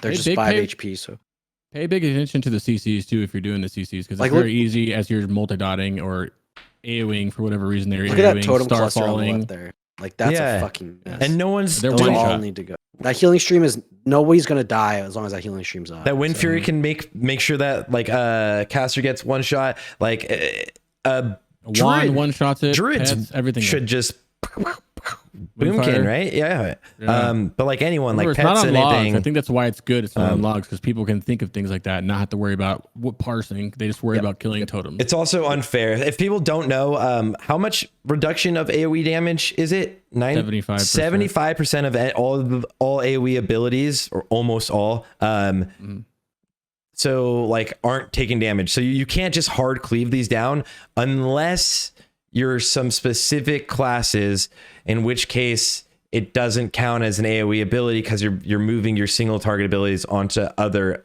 targets. By specific classes, he means only DKs. And in that case, it is ridiculous. But Also, your AoE, a lot of people are CCing a lot of stuff here, and your AoE will break that. Yeah, CC. if your Starfalls can break it, don't your be Seeds that can guy. break it, there's no point in doing if you, the big thing is if you guys are trying to take this, like, and your guild isn't trying to like gig a nuke, especially early on, don't spread your diseases. Even as a Frosty K, don't do any AoE damage. Like, don't throw down your trap. Don't put down an AoE trap, because a lot of people have to do, there's sheeps going out, there's fears going out. You're not going to probably break that, but there's like gouges, blinds that your raid can do to save people. Don't sit there and just like hard AoE, especially early. Later on, when you're doing a lot of less CC, you totally can, if it's fine with your raid leader. In my first raid in here, the pug, the guy had the best. He had the best saying for it, but he said it. He called it owie, and he was like, "No owie, nobody owie. If you owie, you're kicked from the raid. Nobody owie." So just don't AoE if you're not allowed to. It'll make things so much easier. What that means for some classes that like have to renew their damage with AoE, sometimes you have to rope back in your own damage and like kind of scuff yourself. And that's why, another part of why it's not on logs. Also, you could just get randomly targeted in one shot, basically. So yeah. Don't seed, you multi-dot. Don't mind Siri, you multi-dot. Don't seed, you multi-dot. Boomies, multi-dot. Yeah, seed won't is an do amazing anything. fight for warlocks. You have a lot of fun in this fight with for Affliction, at least. It's a lot of fun. Yeah. And if you're not a multi-dot class, or you have like a rotation outside of multi-dotting, you just multi-dot, then you full single target into your kill target. Yeah. All right. Healer tips. Joardee. Don't die. Is that fair? That's totally fair. You could have a weak aura that says I have aggro on stuff, right? Like, wouldn't it? Yes. If something's targeting you, it'll scream at you. That's probably a good idea. Make sure that you're just using your cooldowns early. There's a small argument. Dispelling is good. If you're a rep paladin, you should be dispelling. A lot of our rep paladins were just like, I'm gonna do DPS, and it's like, well, fuck you, dude. Dispel. It's just a fight about helping out your fellow raider, right? Because a lot of time, if they're getting trained, they can't do it themselves. So look out for ways to get people out of sticky situations. DKs, gripping stuff away. Booting out from something that's coming at you. You can maybe wear a PvP trinket just in case you want to get out of something if you're not a human. That's helpful. There's a ton of little things. I forget what I said in the video, but yeah, just don't die. That's primarily your number one, because if you die, then everything gets much harder. Shadow Priest you can use Fear on cooldown, just run in and fear something while you're in between your cast moving around. Warlocks and Death Coil can save your life or someone's life. I'd be That's what- careful about fearing with impunity because you might DR one of the Warlock spheres who's juggling, but if you're in the stack and you're away from their targets, I'm sure. And saving someone's life. Entangling Totally, roots, yeah, entangling yeah, roots yeah. works well too, I believe, on this. Yeah, Can help a lot. Can very help a lot. The amount of things you can do with mouse over macros on this fight is like ridiculous. Like if you have your tanks can just keep trying to like try to get things away from people. If you're all death knights can, like, if you see someone being chased, you can mouse over grip, mouse over silences. Everyone should have mouse over silences because silences are going to be huge on this fight. Dispels are honestly ridiculous. We 3-healed it and had a priest just dispelling the entire time and he had like 192 dispels on this fight. It was like dispels can be really, really large. But yeah, like chains of ice, as people are getting chased, hunter traps on the ground. If you end up doing it, that's the aura. If you end up doing like the nuke strategy, you're probably not watching this right now, and you know you're gonna do the nuke strategy, so you know what you're doing. You're gonna reload all of your CC, all of your big CDs early, like Aura Mastery, DSAC, Lust, everything you can. Him when you're Aura Mastering, obviously. So like everything you can really early, because again, the beginning of this fight is really hectic, but the second you get 2 or 3 of them down, you are looking a lot better. Spell hunters are pretty big on this fight too, where usually you don't really do much with them in raid. You're just letting them attack the boss and making sure you're spamming the Shadow Bite macro. But they kicks can come in very handy here. They purge. You can purge and save a life or purge an enemy. It helps a lot on that one as well. Yeah. Your average raid healer is going to have to look up from their frames, and that's going to be the hardest part of this. You have to look up from your frames a lot. Maybe practice by doing some 5s. And there's definitely an argument to a lot of specs can have. There's dual spec and have a second spec for this. You don't need one particularly, but there's definitely you can get some in there that help a lot. Curse of Exhaustion. Yeah, Boomkins with the increased roots clone range. There's Psychic Horror from Shadow Priest that you usually don't take, but they can. Same with Silence. So there's you can have an argument to make a second spec and be great with it. That can come as help, and you have time to switch specs. You literally do have time. You can't go fast enough to not have time to respec.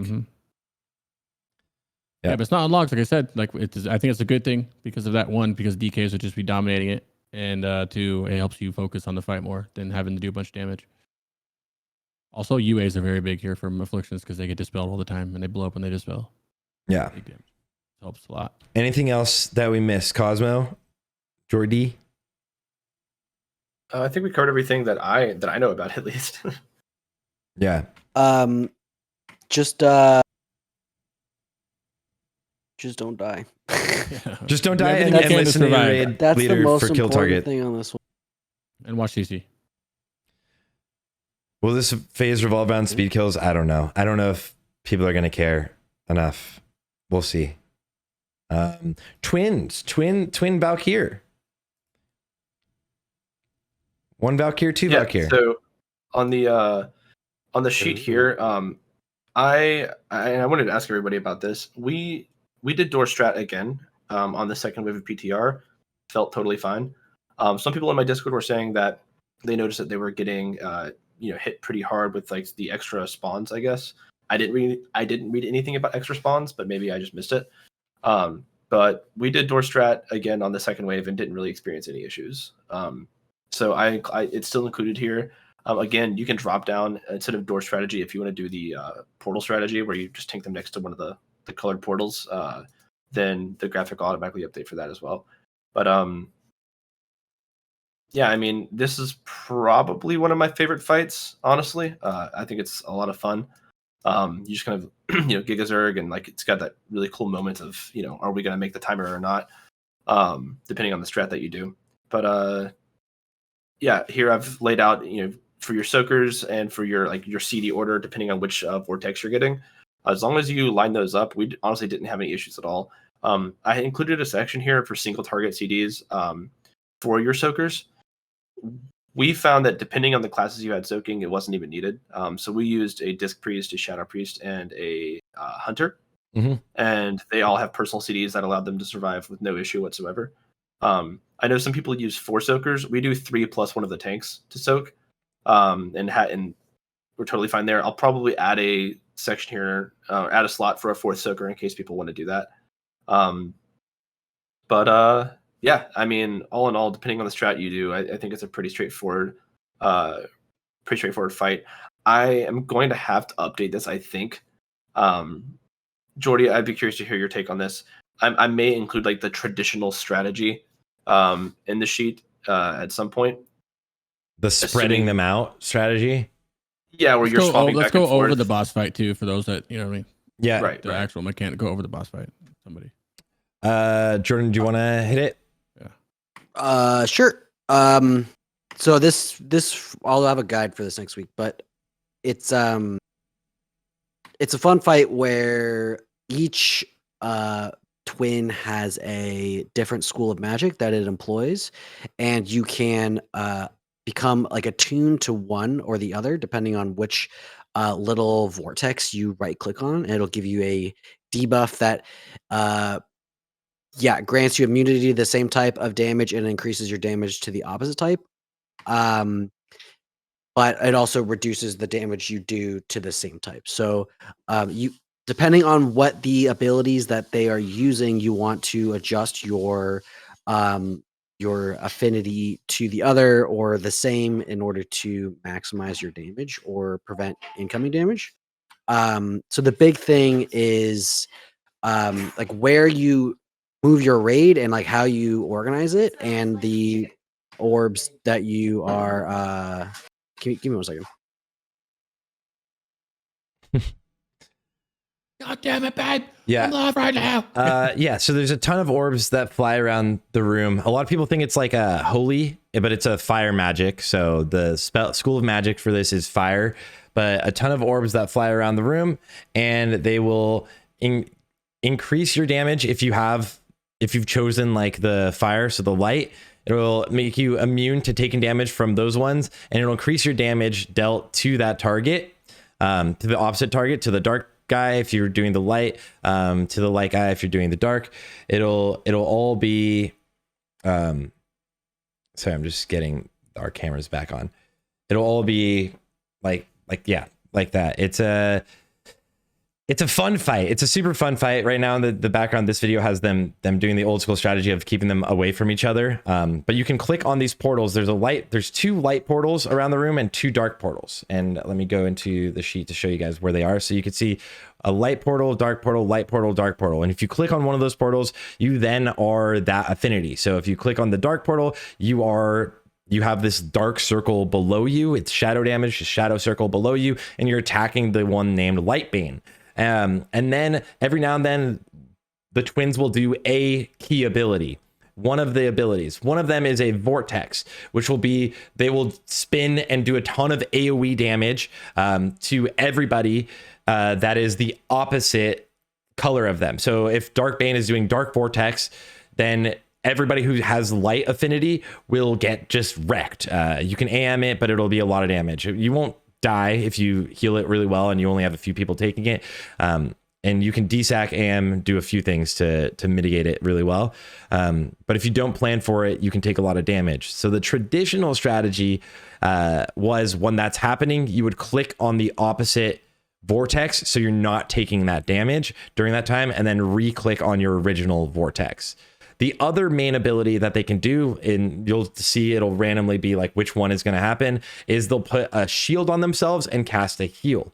Then you have to nuke down that shield and interrupt the heal. We have enough DPS nowadays that we don't need to change whichever affinity we have to be able to hit the DPS check on that. Sometimes you might need to bloodlust for it. But the traditional way of doing it is, let's say, again, if Darkbane does the dark shield and starts casting the heal, everyone needs to click light and then DPS him, because you do more damage if you have the light affinity attacking the dark one. Basically that, and then you go back to your original. You can go. Yeah, I think the thing about this fight that can get kind of confusing is like, okay, what color do I need to be for each possible configuration of thing? And it really is actually a lot simpler than it seems. You just need to know like one thing. And it's if the opposite color vortex is landing, I need to go and move, and that's kind of it. Mhm. Otherwise, Swapping. you can kind of just stand there and blast. Yeah, same color The- vortex, opposite color shield. The weak auras, Fogies, and Thames will literally tell you exactly what to do. And Yeah. you should just plan, like, say, like, if it's happening in 5 seconds, right? Like, one of the abilities is happening in the next 5 seconds. Just be ready if your guild is changing colors to change colors. And be ready Yeah. to do a raid-wide CD if you're a healer, because it can save you. The soakers, who are the opposite color of what the raid is predominantly, have to do a good job about protecting the raid from the orbs. And it's honestly really not a hard fight. It's a little bit hard to wrap your head around the first couple times, but once you've got it, I think it'll be very, very repeatable. And it's really fun as a DPS. Are you suggesting people switch for the vortex? I mean, for the to break the shield? You can and you can't. It depends on what you want to do. I think it's easier not to and just to do enough damage, but you might find that you don't have enough DPS. Like with Lust, it's pretty. I've been in a handful of with raids Lust, that it were should not be just our pretty guild, but a doable. little bit lower in terms of like DPS pumpers, and they were still able to break that Yeah, with yeah. Lust. Look at that 8K sub, Andy. Crazy. Look at that guy. Wild. But yeah, with good DPS, you were able to delete everything, right? Like, oh, this is faction champs. That was Yeah, I did it in a pub with Lust. Yeah, I think the meta is definitely going to be not to switch. I think you could switch, but also switching brings a whole nother like metric to the game that makes it a little bit harder for people to. rogues do Well, I like almost feel like you should 20K try without to, trying on this fight. you It's should try to sit there wild. and not switch. Yeah, if your DPS is strong enough, you're totally fine. You could stack these ads. This is like the probably the go-to strategy that most people are going to do is stacking the ads. I think the door strat is actually what a lot of people are going to do, but stacking ads, you can see people aren't going to change their affinity to kill the Darkbane one in the background right now. We're just going to have enough DPS and you can bloodlust it if you need to. Bloodlust, I mean, that even got really close. There's 4 people dead, but that even got really close. And one thing that can help a lot is you bloodlust late, because as you get stacks of these orbs, eventually you'll hit 100% and you'll do is it 100% more damage? I think it's just full damage. And I don't know. I can't remember exactly. I haven't looked at the things. It's 200%? Okay, so yeah. 200%. Okay. Yeah, you'll pump this then. Where do I have this? Oh, did this camera go off? The one thing that we found that was helpful was if you weren't changing colors, if the shield is about to come up that you're worried about, you can swap to the more difficult one as a raid, just so everyone's targeting it and ready to go for a second to get through the shield, right? So it's like you don't have to tell everybody to swap and then they have to apply their dots and stuff. It's just like everybody just swaps ahead of time. Which is a very important thing to do for Aflocks and Shadow Priests and stuff, because we do dirt damage until our dots are up. So, and it sucks because it's randomized on the 4 abilities, well, the 2 abilities, but which color can do them. So sometimes you'll put it up there and it won't even be a vortex or whatever, but it's still worth to do it just in case. Yeah. In This will terms of- be a pretty easy fight long term, I think, though, right? I feel like Yeah, I think it'll I be. think after a couple weeks of people like getting it down, it'll be nice. Yeah, for sure. I think it'll be a fun one too. I think this will kind of go down as one of people's favorites for this raid. It gets cleaved down like you see here, even though you're doing less damage to the same color one, it's going to get cleaved down, which is they still get some cleave damage. In terms of multi-dotting for the multi-dotting classes, it wasn't worth it to multi-dot unless you're like corruption for eradication procs. But there is a little thing that you can do with like affliction, and same with Shadow Priest, where say you guys are all dark, the raid is going to be dark. You start off as light and you put up like your ISB and your corruption, or a Shadow Priest will put up the misery and then they'll up a Shadow or Pain, and then they switch to the main color. And then that second one that you normally would not be attacking the whole time has their buff dots on there the entire time, and you just might click a Mind Flay to keep it up, or a Shadow Bolt to keep it up, or Drain Soul, whatever one you choose, which is huge in terms of damaging. It's going to help, especially for your affliction locks, if your affliction locks are doing that, because that is an insanely buffed corruption, like the hardest corruption you can get in the game, pretty much, and it's already ticking on a shield that's going to need broken too, so it helps a lot if you can get it down. Yeah. And they have a shared HP pool. The meta is for sure going to be cleaving them. It might be the door strat. It seems like that's reliable for a lot of people. It's fixed. Cosmo said he was still able to do it this weekend. So my guild just did the normal strat. The video you saw right there playing in the background was our second attempt ever, and most people had never seen the raid before, so it's a little bit sloppy, but we were able to get 50 out of 50 attempts. We didn't have any wipes. There was the first day of testing, and we just were able to do it. We were able to go through and do door strat again. Again, that may have been a fluke. I may just call for the audible for us to move over to the portal instead and just get off of the wall just for safety. It doesn't really change too much about how we're approaching the fight. And if that like saves us some terrible RNG, then I'm totally happy to do it. So yeah. One DPS tip or everyone tip, if you're the dark one, or like you're not the soaker, if you're not the soakers, but you're in the main caster or stack, right? Like, so the way it happens when you're doing this is like, let's say 21 to 22 people in your raid are all like black dark, and then 3 people or 4 people are light and they're soakers running around. And thank you, Unholy, I love you, dude. Then you want to be literally pixel stacked on top of each other, not moving around to soak the orbs. They will eventually all clash on you. And if you're pixel stacked perfectly, instead of running around soaking them, everybody will hit 100% at the same time. And then you bloodlust and you'll destroy. If one person is running around soaking the orbs, like taking 2 steps to the left because it was about to dodge your stack, it might be out of range of splashing on everybody else, and you will scuff everyone. So that's something that like guilds and GPs and stuff will get mad at you for, and you'll see like raids where one person is like, I want to get to 100%, and they'll run around and like just soak a bunch of orbs themselves. You'll see that often, and I would suggest against doing that. Hopefully, I think it's much more helpful for your raid itself for everyone to hit 100% at the same time, because then you could just destroy. Agreed. Anything else? What do we have? Tank tips, Cosmo? The biggest thing for here is I got memed pretty hard, but it wasn't just me.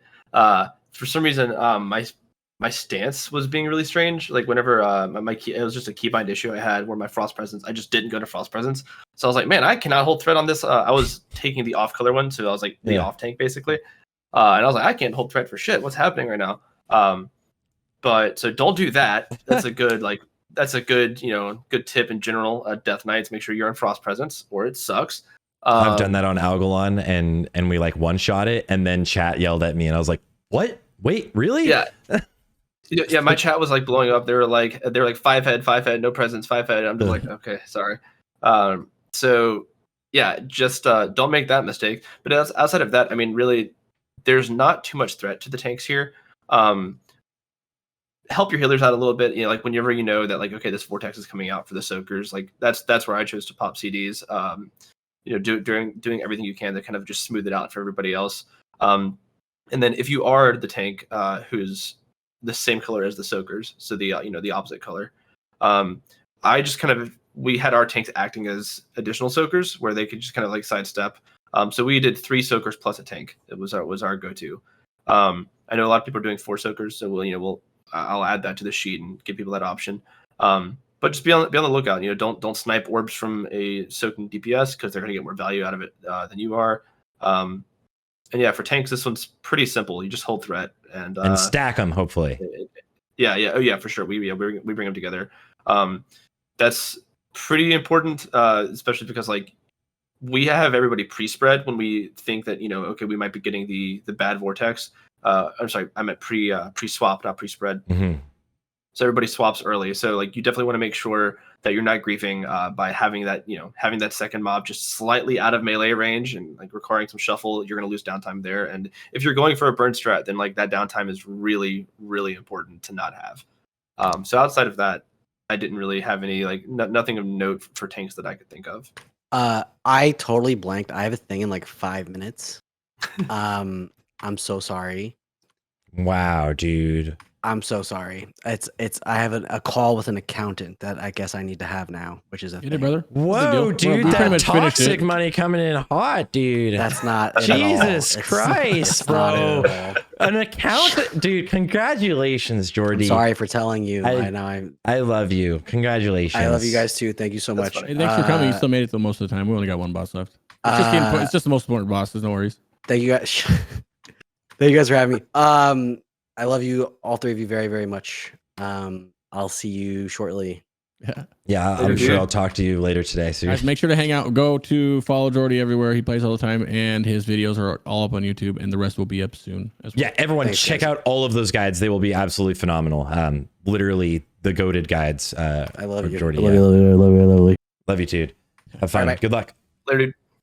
That's pretty cool.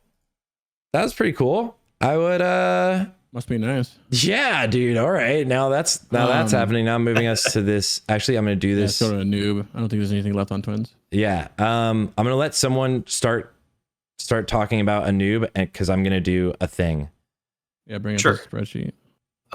So first things first, like Anub is he is the fight where I think you're gonna have the most amount of pressure going into it outside of beasts. I think the big thing to keep in mind here is like he is a 2-phase, 2.5 phase fight. You're gonna start off here in phase 1, which is what you're seeing in the top diagram here, where it's just Anub, and the pool is gonna be, I think, the most important part of this phase. So as soon as you engage the boss, there are orbs that are floating around the room, and those orbs serve two purposes. One is to slow the adds that you'll see, like they're marked here with FL, BL, FR, and BR. Those are their front left, front right, whatever you get it, spawn points. Whenever those adds come in, they have they'll wreck your tanks, and you can't let them be too stacked. They also have a submerge mechanic where occasionally they'll try to like dig underground. We can go over the specific abilities here in a minute if you guys want. I'm trying to give a TLDR. Okay. So what you do is like on pool is we have Death Knights designated to pull 2 of the frost orbs floating around near him, to his left and his right, and you want to get those down and kill them. And the position's really important here. Those are where your off tanks are going to be holding the adds. So you want to make sure those are positioned in such a way that the adds, which have an aura around them that makes them stronger when they are with all of their friends, you want to keep them separated.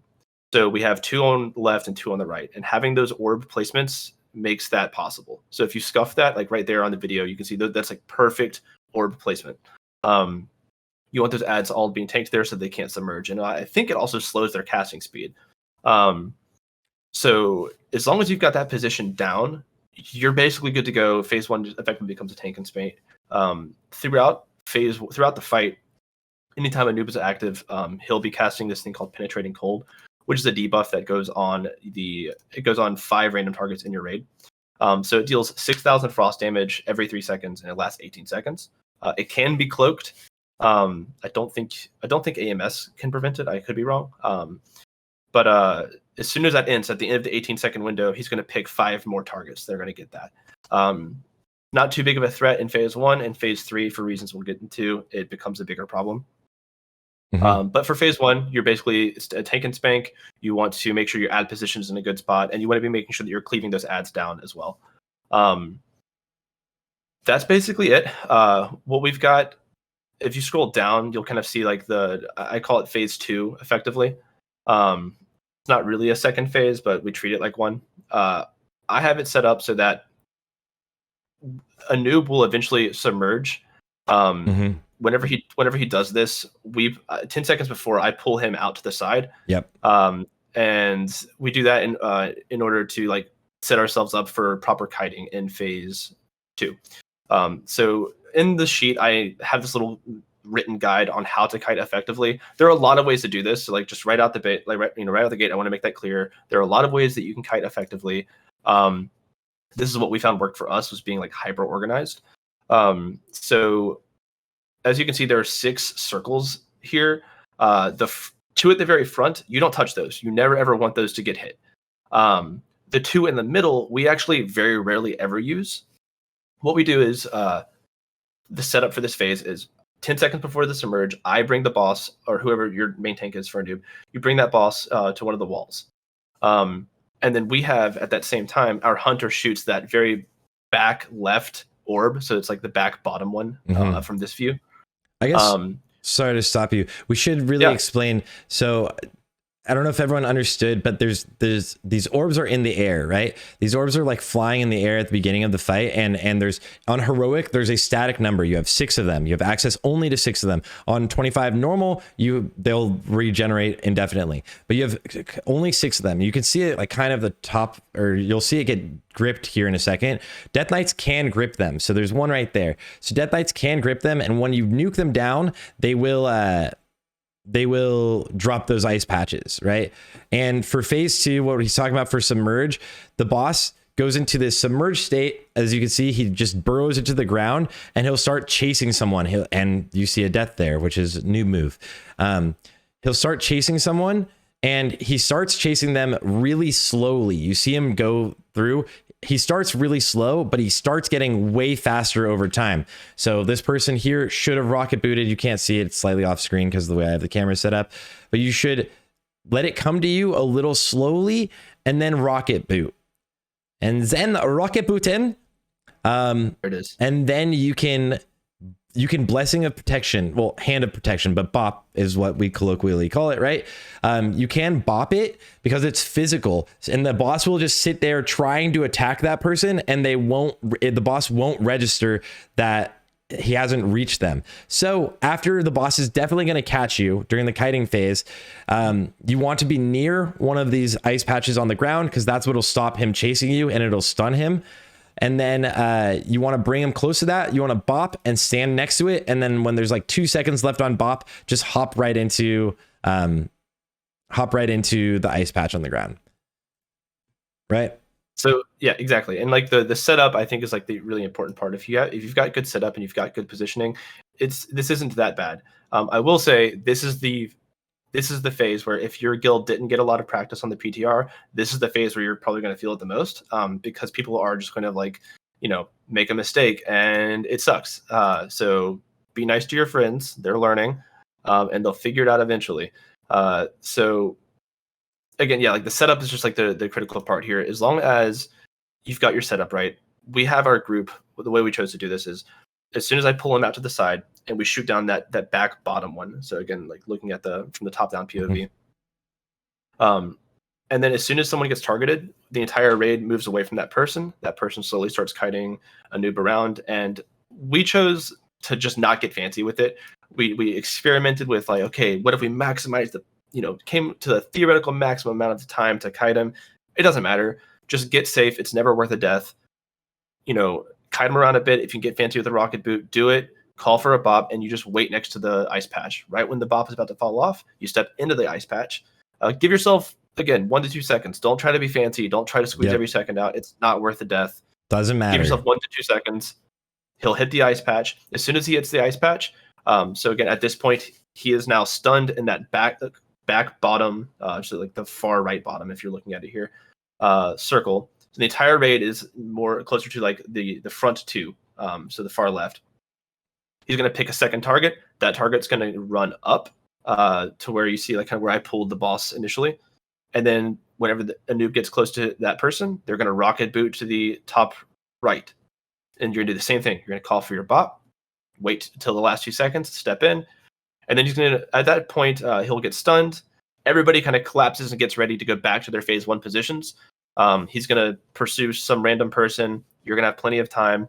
That person just stays safe. Anub will come up from the ground. Your tank will taunt, get him into position, and GG. Doesn't he maintain threat when he resubmerges? He might. I didn't risk it. I wasn't gonna. I would just. I'm pretty sure he does. I'm pretty sure he maintains the tank's threat while he's out. Okay, cool, perfect. I taunted anyway. Someone I wasn't trusting anything. Can correct me if that's wrong, but you can see like as he comes back up, just in an ideal world, you leave your original 2 patches there and you never get rid of them. If you accidentally do, what you're going to need to do is then go back and like re-get new patches for the ads. Yep. And you can grip chain them. Like, so the strat that, I just kind of laid out for phase 2, you've got 2 orbs that are still floating in the sky. So you have a safety net if something goes wrong. Your DKs just need to coordinate and grip it over into the right position. Yep. So at this point, Anub is back to phase 1. You're dealing with penetrating cold all over again, and you're maintaining control on the ads. One thing that's really important, and I laid this out in the sheet, is we do assign interrupts for those ads. As you can see right there, they were just casting on the stream. As long as those, like, you've got plenty of time to get the interrupts off, and frankly, all of your melee is right there. Even if you break the assigns for whatever reason, or stray from their assignments, none of those casts should ever get off. There are a couple times as a Blood Death Knight tanking a noob where I would have to tab target and strangulate. I shouldn't have to, but the fact of the matter is, like, you have the time. Just don't let the cast get off. So you're going to sit in this phase until either one of two things is going to happen. You're either going to hit a second submerge phase. If you're on heroic and you're hitting a second submerge phase, then you definitely need to be careful about how you're utilizing the ice patches. Hopefully you've got 2 left from the first round if you did it right. But most guilds, I think, who are going to be doing this on heroic aren't going to be getting 2 submerges. So you'll either get a second submerge or you'll hit 30% and enter phase 3, which is where, like, the actual heroic part of this fight starts. So that's where he's going to cast Leeching Swarm, where he, on heroic, he leeches 30% of every raid member's current health every second. And it also has a floor of 250 HP. I think it's 250. So what that means is every second, whatever your current health bar is at, he's taking 30% of that, and he's going to start healing for that amount. All the way down to, you're going to slowly, like, get chunked for less and less. But again, he will have this base amount of damage of 250. So you can, in theory, die.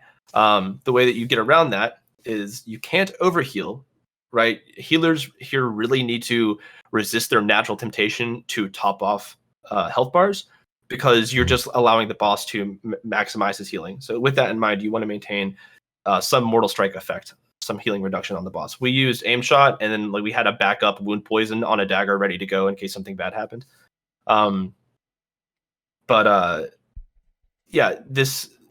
The way to kind of play around this, and very sorry, I'm not Joardee, so there's not much I can speak on when it comes to the actual healing. Hopefully you guys can help out there.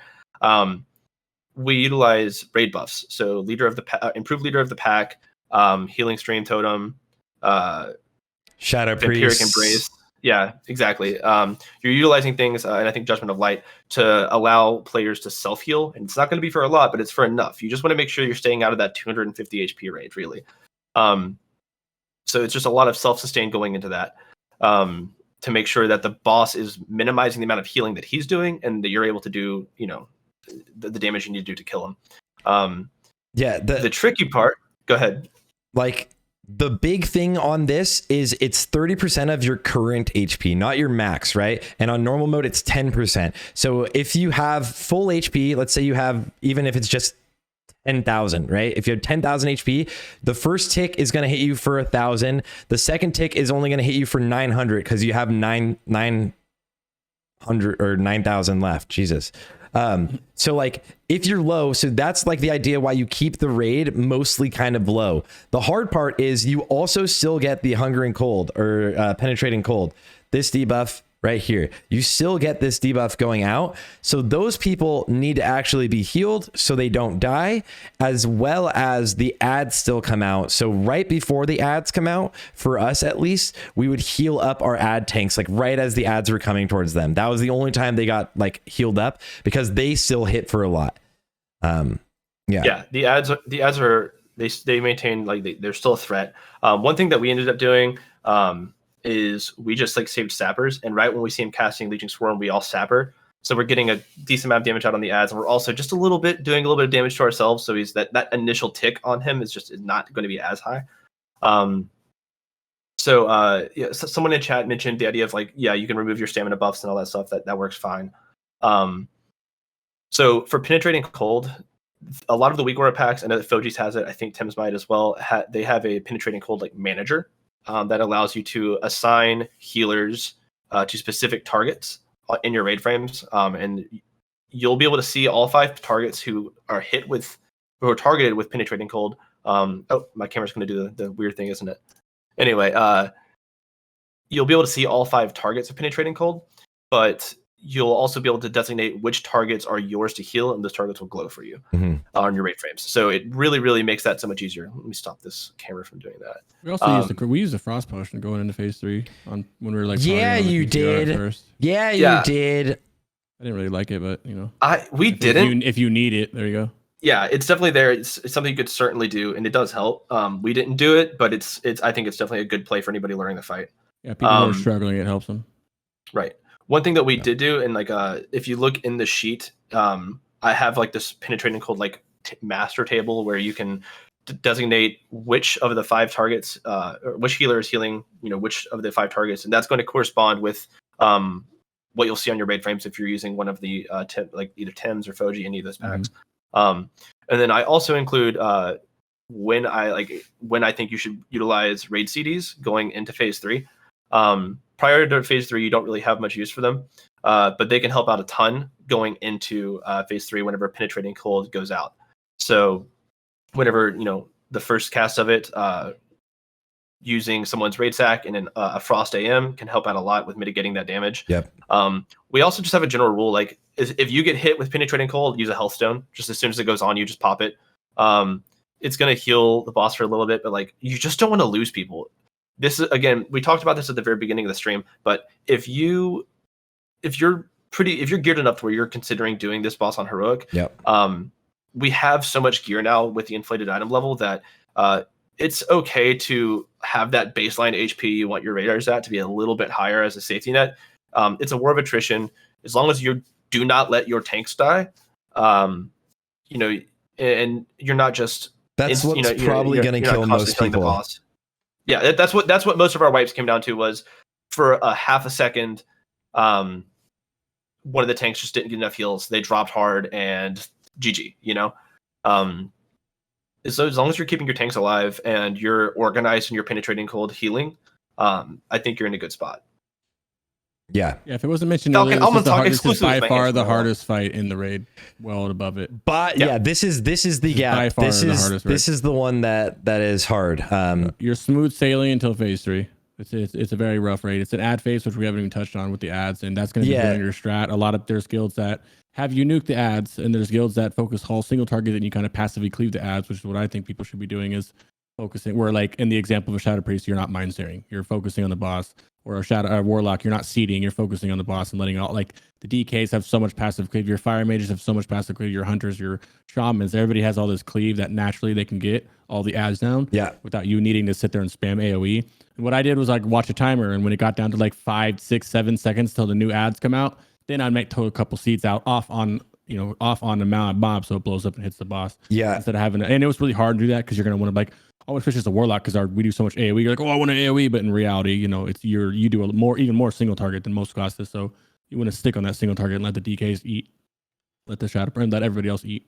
One thing that I just thought of, I saw it in pugs a lot, was when people would place one of these frost patches like where one of the ads were going to spawn. So the ads spawn 2 on the right side and 2 on the left side, and then they'll come to you. That's why we, as you see in my video, are tanking it right here, but I've seen other groups tank it in different places, but that's because they'll meet you at the exact same time.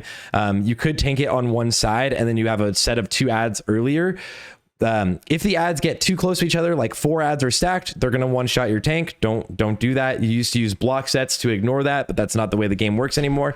But if you're doing something like the way we're tanking it, right? The way that you're seeing in the video right now, you don't want to have these patches of ice on the ground during the non-submerged phase, because if the ads try to run to you guys, they will run through this patch and be slowed super hard and will be staggered so much that by the time they even reach you so you can start cleaving them, the next set of ads is probably about to spawn. So that is like one thing I think a lot of pugs will mess up and a lot of guilds won't notice early. That's something to just definitely watch out for, is don't have a patch of ice on the ground that's in the way of the ads getting to you, unless you're specifically planning to deal with ads later. Yeah, that's why, like, in the sheet, the way I lay it out is, and I'm going to be updating that image to make it very, very clear of how I think people should be placing these orbs and in what order. But for our kills on heroic on the PTR, we never dropped the middle set of orbs. We never had to because we were cleaning our first submerge. And yeah, exactly what you were just saying. Sorry, if you drop them and you don't break them, you're just griefing really hard with the ads because they're going to move right through that in order to get to your ad tank. On that note, one thing that I do think is really important, and I think you can see it in the top diagram, is we place all of our healers behind the Anub tank. He doesn't have a cleave mechanic or anything like that. And it's pretty likely that they're going to have some healing aggro on the new spawns of ads. So doing it this way just funnels all of those ads directly into the two tanks on the sides. So that was the positioning that we found worked best for us. And just as a note, this happened a couple of times. If you are if you're a healer here, and for some reason, let's say that the orbs, whenever they are dropped in the beginning, the orbs are like at a weird angle, so your Anub tank has to position the boss differently. That's fine. You don't move. You don't have to be behind the tank. You just want to be at this central location in the back of the room for the ads as they come in. You don't care about your relative position to your tank. You care about your relative position to the ad spawn. So if you're in an ideal position for funneling them into your ad tanks, you're good to go. Mm-hmm. So the only reason I say this, we had a couple of attempts when we were learning it where our healers would like pivot with me, and it's actually just making things a little bit worse. So just healers, you plant yourself kind of like in the middle of that circle, and you're good. Yep. So this is a fight, especially right now. I don't know if we'll change it, but it's a 3 tank fight. The ad tanks really important. Remember, don't have those ads stack on each other. 2 and 2 is golden. If you end up messing up these puddles, it's not too much of an issue. You can adjust, but the best way to deal with it is they are completely grippable. Death grip them and then just get them into position, blow them up. It is amazing. And everyone who wants the sheet, Crix just posted it. Go into that Discord for the updated sheet. It'll continue being updatable. Or updated. The ads do need to be interrupted again, but this fight is the real challenge is going to be getting into phase 3 and a clean transition for us. A reliable clean transition. What we did was waited until a new set of ads actually spawned right before going into phase 3, because if you can nuke them down while you're healthy and not scared, it gives you the longest amount of time until the second set of ads comes in phase 3. So you only technically will end up having to kill one more set of ads. Technically, if you have enough raid DPS, you can probably just nuke and ignore all of that. One thing that we found that we were doing is have a time to kill weak aura for Anub, and when that time to kill weak aura gets to be around like 30 seconds, you can just pull the ads that you have out and let them submerge. Yep. And then there's just no damage going on to your ad tanks at that time, and it's just a full nuke into the boss. Yeah, the final set of ads, you can just bring them out of tanking. So you'll see it happen in a second here. The final set of ads. And sometimes if things are going hectic, you could save armies for it. But realistically, it's better to literally just let them submerge. But don't let them shadow strike. You see that I strangulate from Narnia and it wasn't bound, so I fucking clicked it. But the shadow strike will one-shot someone. Yeah. Phase 3 is a big one where you want to focus on the single target too. This is when it goes really hard into it. You have your little mouse over. Use mouse over. This is a burn phase. Whatever spell cast, whatever ability you're using for your personal class, but it's just full burning the boss on this one. Absolutely. I've heard of some Race the World First clears are gonna potentially skip every single submerge phase by running enough Death Knights. They're literally gonna no phase it. Disgusting. That's disgusting. So be aware of that. Like this phase, this fight is the hardest one by far in this raid, but it will absolutely be doable, guys, for like everyone. You'll definitely be able to get it down. It won't take you nearly as long as it took you to get Algalon, I would anticipate, for guilds that are struggling. Yeah, Ness, you have permanent soulfires pretty much the whole fight. You have permanent. That's why affliction targets do so much single target on this fight. And Crix, do you because they have permanent eradication. Demos still don't do that good on single target, even with the soul fires up. Yeah, lusting at 25%. They have good instant burst with the ads, which is nice. If you need help with the ads with it. Yeah. Crix, do you, as a warlock, are you life tapping down going into 30%? Yeah, going into phase 3, I'm fully life tapping to get my mana all the way back up. And then that's another thing about with warlocks and in general, it's kind of hard in phase 3 because you want to life tap, but you got to be careful with life tapping, especially if you're seeding. Just if you're not clap supposed yourself. to be seeding, but if you're supposed to be, you're not supposed to be seeding, but if you are seeding, it's taking a lot of your mana up because it's so expensive. But what I do, I have 3 ranks of my life tap on my bar. So I have like my main one, then I have 6, and I have like 3 or something like that. And the 3 barely gives me any, but it'll give me enough to get a drain soul, a couple drain souls, or it'll give me, some soul fires, which by the way, soul fires are less, they're not that, they're like the most least costing mana spell we have anyway. Yeah, Best like that. So you just don't max rank life tap. This is probably one of the I always suggest you down rank life taps, but this is one where it's like you definitely need a down rank life tap.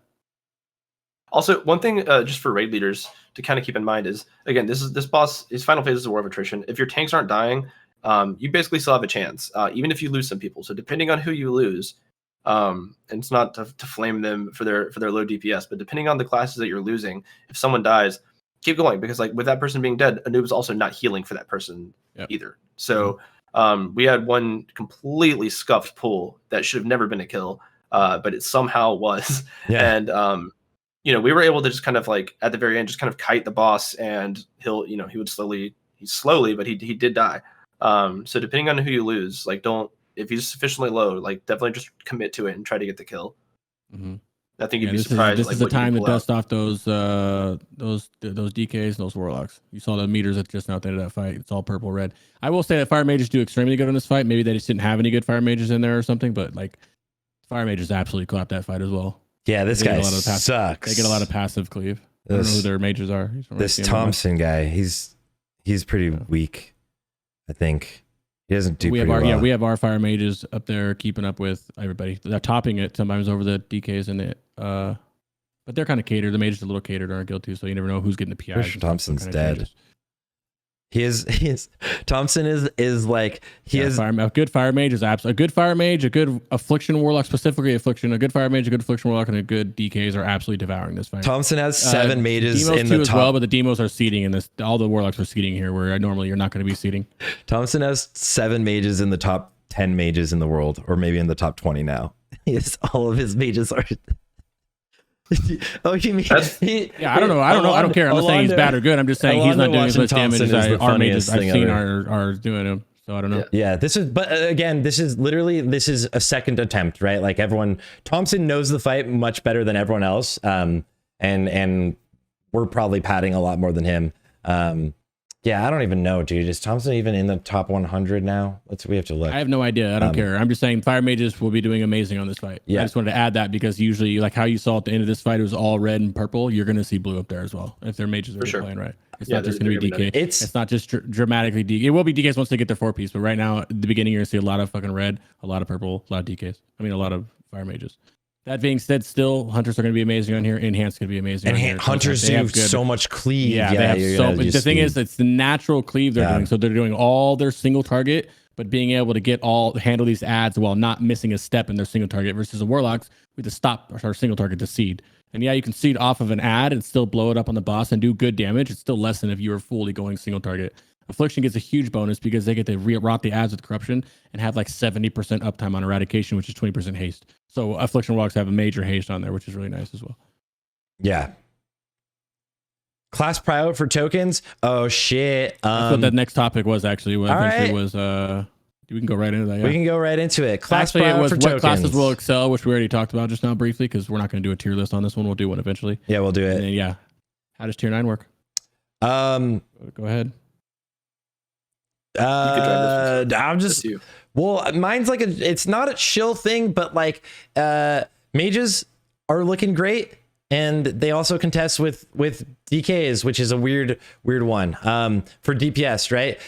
Those two are like you want to just slurp DKs. It's like give Death's Verdict or Death's Choice, whichever one, to your Death Knight. Give him 4-piece, let him blast and enjoy his life. DKs for more specificity on it. DKs where they're forced set into ICC. Oh yeah, it's unholy specifically. It's not just he's really not shilling. It is an amazing 4-set for them, and it's amazing for fire mages. Amazing for affliction locks. Affliction locks are still going to be behind their paladins and stuff, so don't trip on it.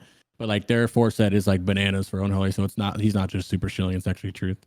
In terms of like, do you give it to your tanks over your DKs? That's not. I don't really know about that. No, I definitely agree with unholy and mages getting their big stuff first. No, the copium hunter. There's not really a lot of this is not a fight. You don't have an Algalon in this raid, where you need your tanks to be ready for it. If your tanks survived Algalon and you guys are fine, your tanks are going to be okay in here. And I'm saying that as someone who does quite a bit of tanking.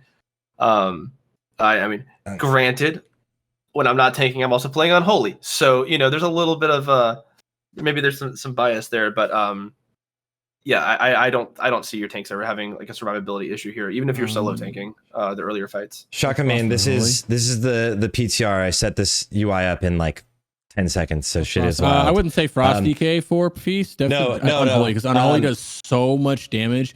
Right now, you're watching it, and they don't even have 4-piece. And the 4-piece, for those that don't know, it makes them crit. Their dots crit. Deary put it in a really good way. Unholy DKs instantly get the 258 gear. You give that, and then they fill their 4-piece with 232 until they get the 4-piece 258.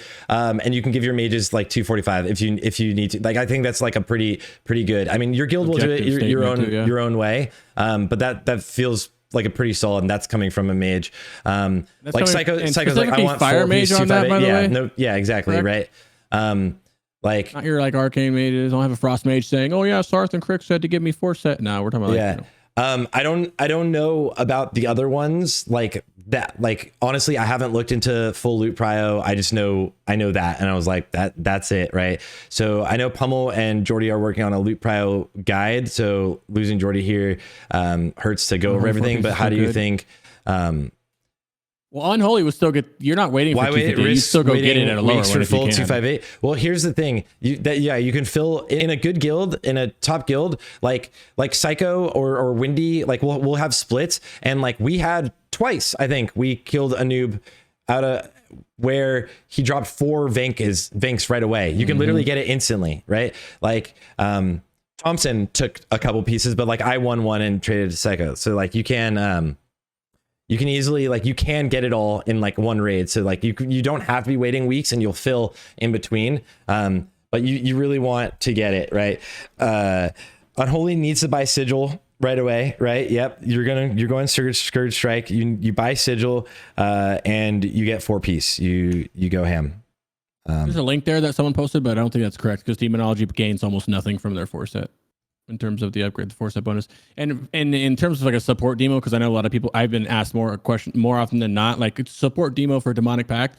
I hate to tell you, but the tier 9 is garbage for demo. It's good, but it's obviously it's an upgrade, but it's in terms of spirit and the 2-piece is nice because you get 10% crit on your pet, so he gets more chances of keeping Demonic Pacts up, and it's 200 DPS for it. But it's you're not gaining besides chest piece, which I do think should be proud to a demo lock at something.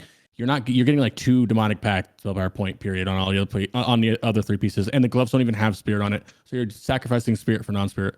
So even for the support demos, you're not. I mean, outside of chest, I don't bug them for it. Affliction is very good for Affliction. The 4 set is very good on top of the stat bonus for it, but at the same time, you're not prioring over the 4 set because remember the 4 set that drops at the end of the raid, it can drop for everybody, right? It's not just a token bound one. So you're still going to go to your DKs over that. You're going to go to your I wouldn't say Fury, but your Fire over that. You just go. And I don't know about Shamans. The wild thing is for Unholy 2 is that you get strength, the trinket and the sigil, and your cleave damage. There's so much cleave in this it's bananas. Death Knights this phase are gonna have so much fucking fun. Look, I fucking hate Death Knights, but he's right. It's the lamest phase. Right now. It makes their dots crit, which is look how much damage their dots are already doing. Yeah, we take it. Look how much it's already doing without it critting too. So it's and they wear it into ICC, so it's one of those things where they have it longer. Yeah, and then you just steep fall off. We're not doing a tier list right now, but this is where I wish we had Joardee. Yeah, I wish we had Joardee here. I don't know how the tier 9 is for the healers. Yeah, I know for Shadow Priest 4 sets, whatever. 2 sets really good, but 4 sets is whatever. So you're not going to go to Shadow Priest right away. So it's very good for Destro locks, but you're not really running a lot of Destro locks. And I highly doubt you're going to be in a guild given a Destro lock 4 set over an Unholy or everybody else who can get it, even the Pally tanks and stuff. Yeah, those 4-piece upgrades include set. Yeah, they do. Exactly. That's why the demo looks from your 245 this way. I think this is also that's why I say and also your demo's not there for damage right now. Demonology is simming arguably one of the worst. It's you're no longer going demo in your raid, so you can just do a bunch of damage because you can try, but you're not going to keep up. Yeah, Destro absolutely dusts shits on demonology in terms of simming. If that's just Destro, don't even speak of Affliction. Affliction's even higher than that. You know what I mean? Yeah, So I think the days of being demo for fun, unless you're doing it for fun and you love demo, then I'm not telling you not to do that. But the days of like thinking that you're gonna go into this raid as demo and turbo shit on people, it's gonna your reality check's coming in. This is when demo's gonna start. The gap is gonna start widening pretty heavily on Affliction and demo. Also, yes, I like Crix mentioned earlier. Paladin made this shit. I don't fucking agree with this. Yeah, I don't agree with you. I don't agree with this. This is looking at probably whoever ran these numbers was looking at just the 4-piece gain from whatever they're using right now, including stats and single target. And it doesn't say how long of a fight or anything like that. So always take everything with a grain of salt. This isn't like this sheet is nice for like seeing these numbers, but it's an incomplete picture for sure. And yeah, it's non-single misleading. cleave fight outside of Ice Out. No, not really. No, dude. Yeah, it's gonna be I don't know how healer tier goes, guys, so I can't give any insight into that. I didn't look into even what their set bonuses are, so that's rough. Either. Tanks really aren't worried right now. To be honest, tanks really aren't worried. It's not a phase where you need to prioritize giving your tanks full gear so you can clear the raid. Like in Ulduar, it was like slurp your tank right away during the like world first run, slurp your tank up as hard as you can, and then he can get some gear and you have no struggles with Algalon. It's not the same issue anymore. You don't have the same issue at all. I'm not worried. I'll take your tier. Get the fuck out. Dude, I can't wait to lose all my tier to every one of Windy and Psycho's ults for the first like month. It's going to be, it's such a ridiculous phase. And like world first race of this is going to be like 16 minutes, 12 unholy DKs destroying everything. But like, it's the phase where like unholy, and Fire Mage just start like really taking off, and then moving into ICC, you'll see Fire Mage continue to just like fucking shine really, really hard, and Unholy will be like, never mind, that was fun. We do have a Death Knight talk with a lot of big brain DKs coming in an hour and a half, but for tanking, Cosmo, anything else about this fight or like anything about loot that you think is really matters to kind of prioritize?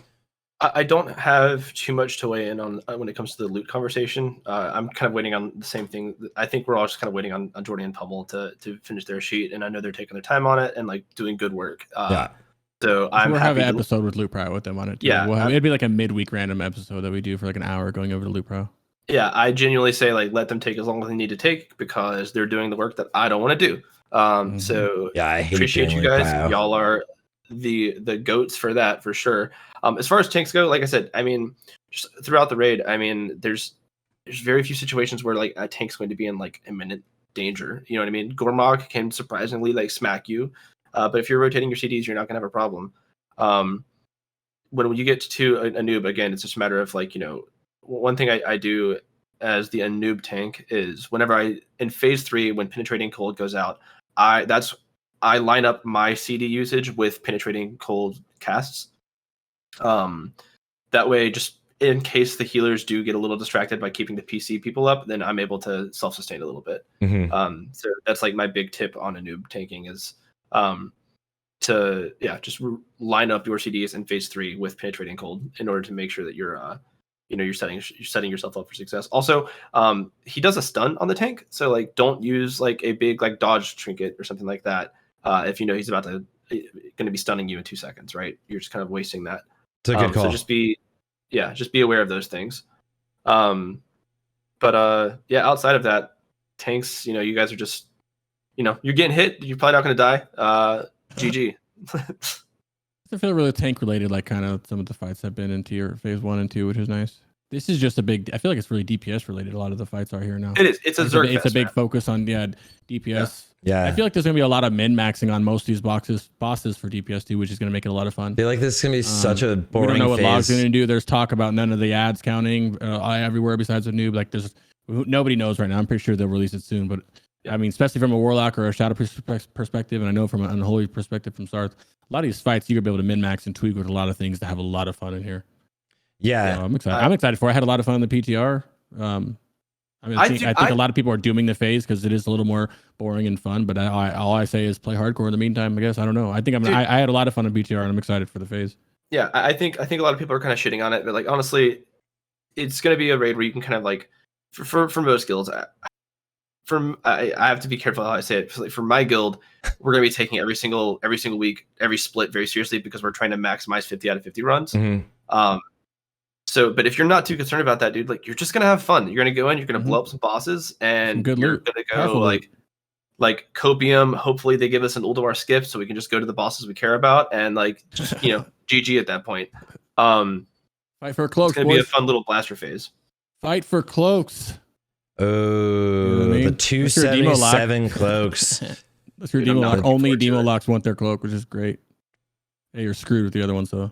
Yeah, I feel like for tanks specifically, this phase, like the good tanks, like I think like my tank, I think Phil, I don't know if he's still here. I think he's gonna be like so bored this phase. But as a DPS, it's gonna be really fun. It's a short raid also, and if hardcore comes out at the same time, I think it's perfect, right? You get to go and you get to blast, you get to play some Wrath of the Lich King, and you get to play some classic. You get a really good really good mix. You get your fix of both, and you're not like struggling, spending hours and hours in Ulduar every week or something like that. Maybe your guild requires you to still go back to Ulduar. I really hope we don't do that. But like realistically, I guess so. We have Valeniers and shit. Diablo's gonna come out. The bosses really just like watch the guides. Like go through this. We'll do another episode that definitely goes through like the a tier list of DPS. We've seen tier lists of DPS go out. Some have been good, some have been okay. I think it's always they're always subjective. They're always subjective. Yeah. I will say though, this one we've spent a lot of time actually going through and we spent like 6-7 hours simming and talking to the people for each like representatives for each Discord and like getting the right sim numbers and stuff and comparing what we think would be good for them. Mine have been really fucking spot on every time. I think it'll be every time. But I look at it from the perspective of like a top guild, you know? So like it's always hard when you look at it like from like a 90 person guild or something to like what's going to be I'm always like, what's going to be the best classes? And these are the best classes, right? Ulduar Warlocks are having a great time. Unholies are having a great time. Mages are now coming on to have a great time. Lower classes that people. The thing with the tier list is the only people who get mad are the people whose classes, and no offense, just aren't like super good. So they're mad that they're like not here instead of here or something like that, which ultimately like we're not doing it to piss people off. Yeah, we're just, this is what we think. We say it is subjective. This is what we think it's going to be. Luckily, I don't have to still be in Ulduar for the sigil. The sigil literally only matters for speed runs. Its single target DPS is like 162 or something for my character. It doesn't matter. I don't care about that, but it matters in speed runs. It's so frustrating. This normal mode item is the biggest item in the fucking game for this class. So frustrating. I mean, you can get it from what's it called? H++ now? No, it doesn't. Yeah, I can get it from 10 man, but it doesn't matter. I'm just gonna buy my sigil from badges, the new sigil anyways. So I don't have to deal with this madness anymore. I'm definitely gonna be running Ulduar for a while because I have warlocks that are not super geared yet. I'm a little behind on gear. Yeah, by a little I mean a lot. That's true. Is there anything else? I mean, I guess big items. If you want to talk about any of the big items, we can. The Loot Pro episode. Okay, cool. Unless there's something specific you want to talk about right now. I don't really have anything too wild. So I'm gonna make Cosmo's face like semi big in this really weird way.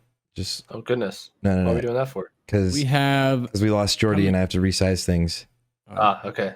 Coming up next is hardcore episodes. We're gonna do we have a hardcore episode on Monday on my channel with Zaru, and then I don't want to tell who the next guest is after that, but it'll be on Sart's channel with someone else, so you want to be there for, and we're gonna go back and forth and do some hardcore deep dives after that. The deep dives will be kind of like how we did the Lich King deep dives, but with hardcore, obviously. How to survive, how their class works, longer episodes. Yep. And then obviously when ToGC comes out, we'll float back to that too. Sorry, phone ring. Yeah. And we'll have a loop. Probably I don't know when it's going to be. Whenever they can do it, it'll be just like a nice little random episode. We will at least give you something weekly, and then if we do one more than once a week, then you got lucky. We got another one coming.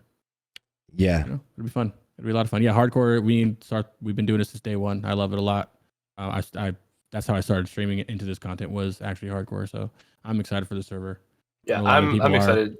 I haven't dabbled yet. I'm really looking forward to it. I kind of want to go do some practice runs so that like if I end up hanging out with you guys on it, I won't be just like totally an anchor. So yeah, we'll see. As long as you don't die, it's so easy. As long it'll be a lot of fun. Yeah, I'm excited for it. The practice runs. Me and Sarthe are both going for world first for all the raids. I know we're racing in terms of leveling in general. I think we're in the same guild unless he bails. We're in the same guild with people who've been in the community for a while, so it's a lot of fun. Now's the time to practice. Before I know we have a hardcore PTR coming out. Probably I'm hoping this week. You never know, but yeah, hardcore PTR is gonna be out soon. Where I'm sure Sarthe will be no laughing it just as much as I am.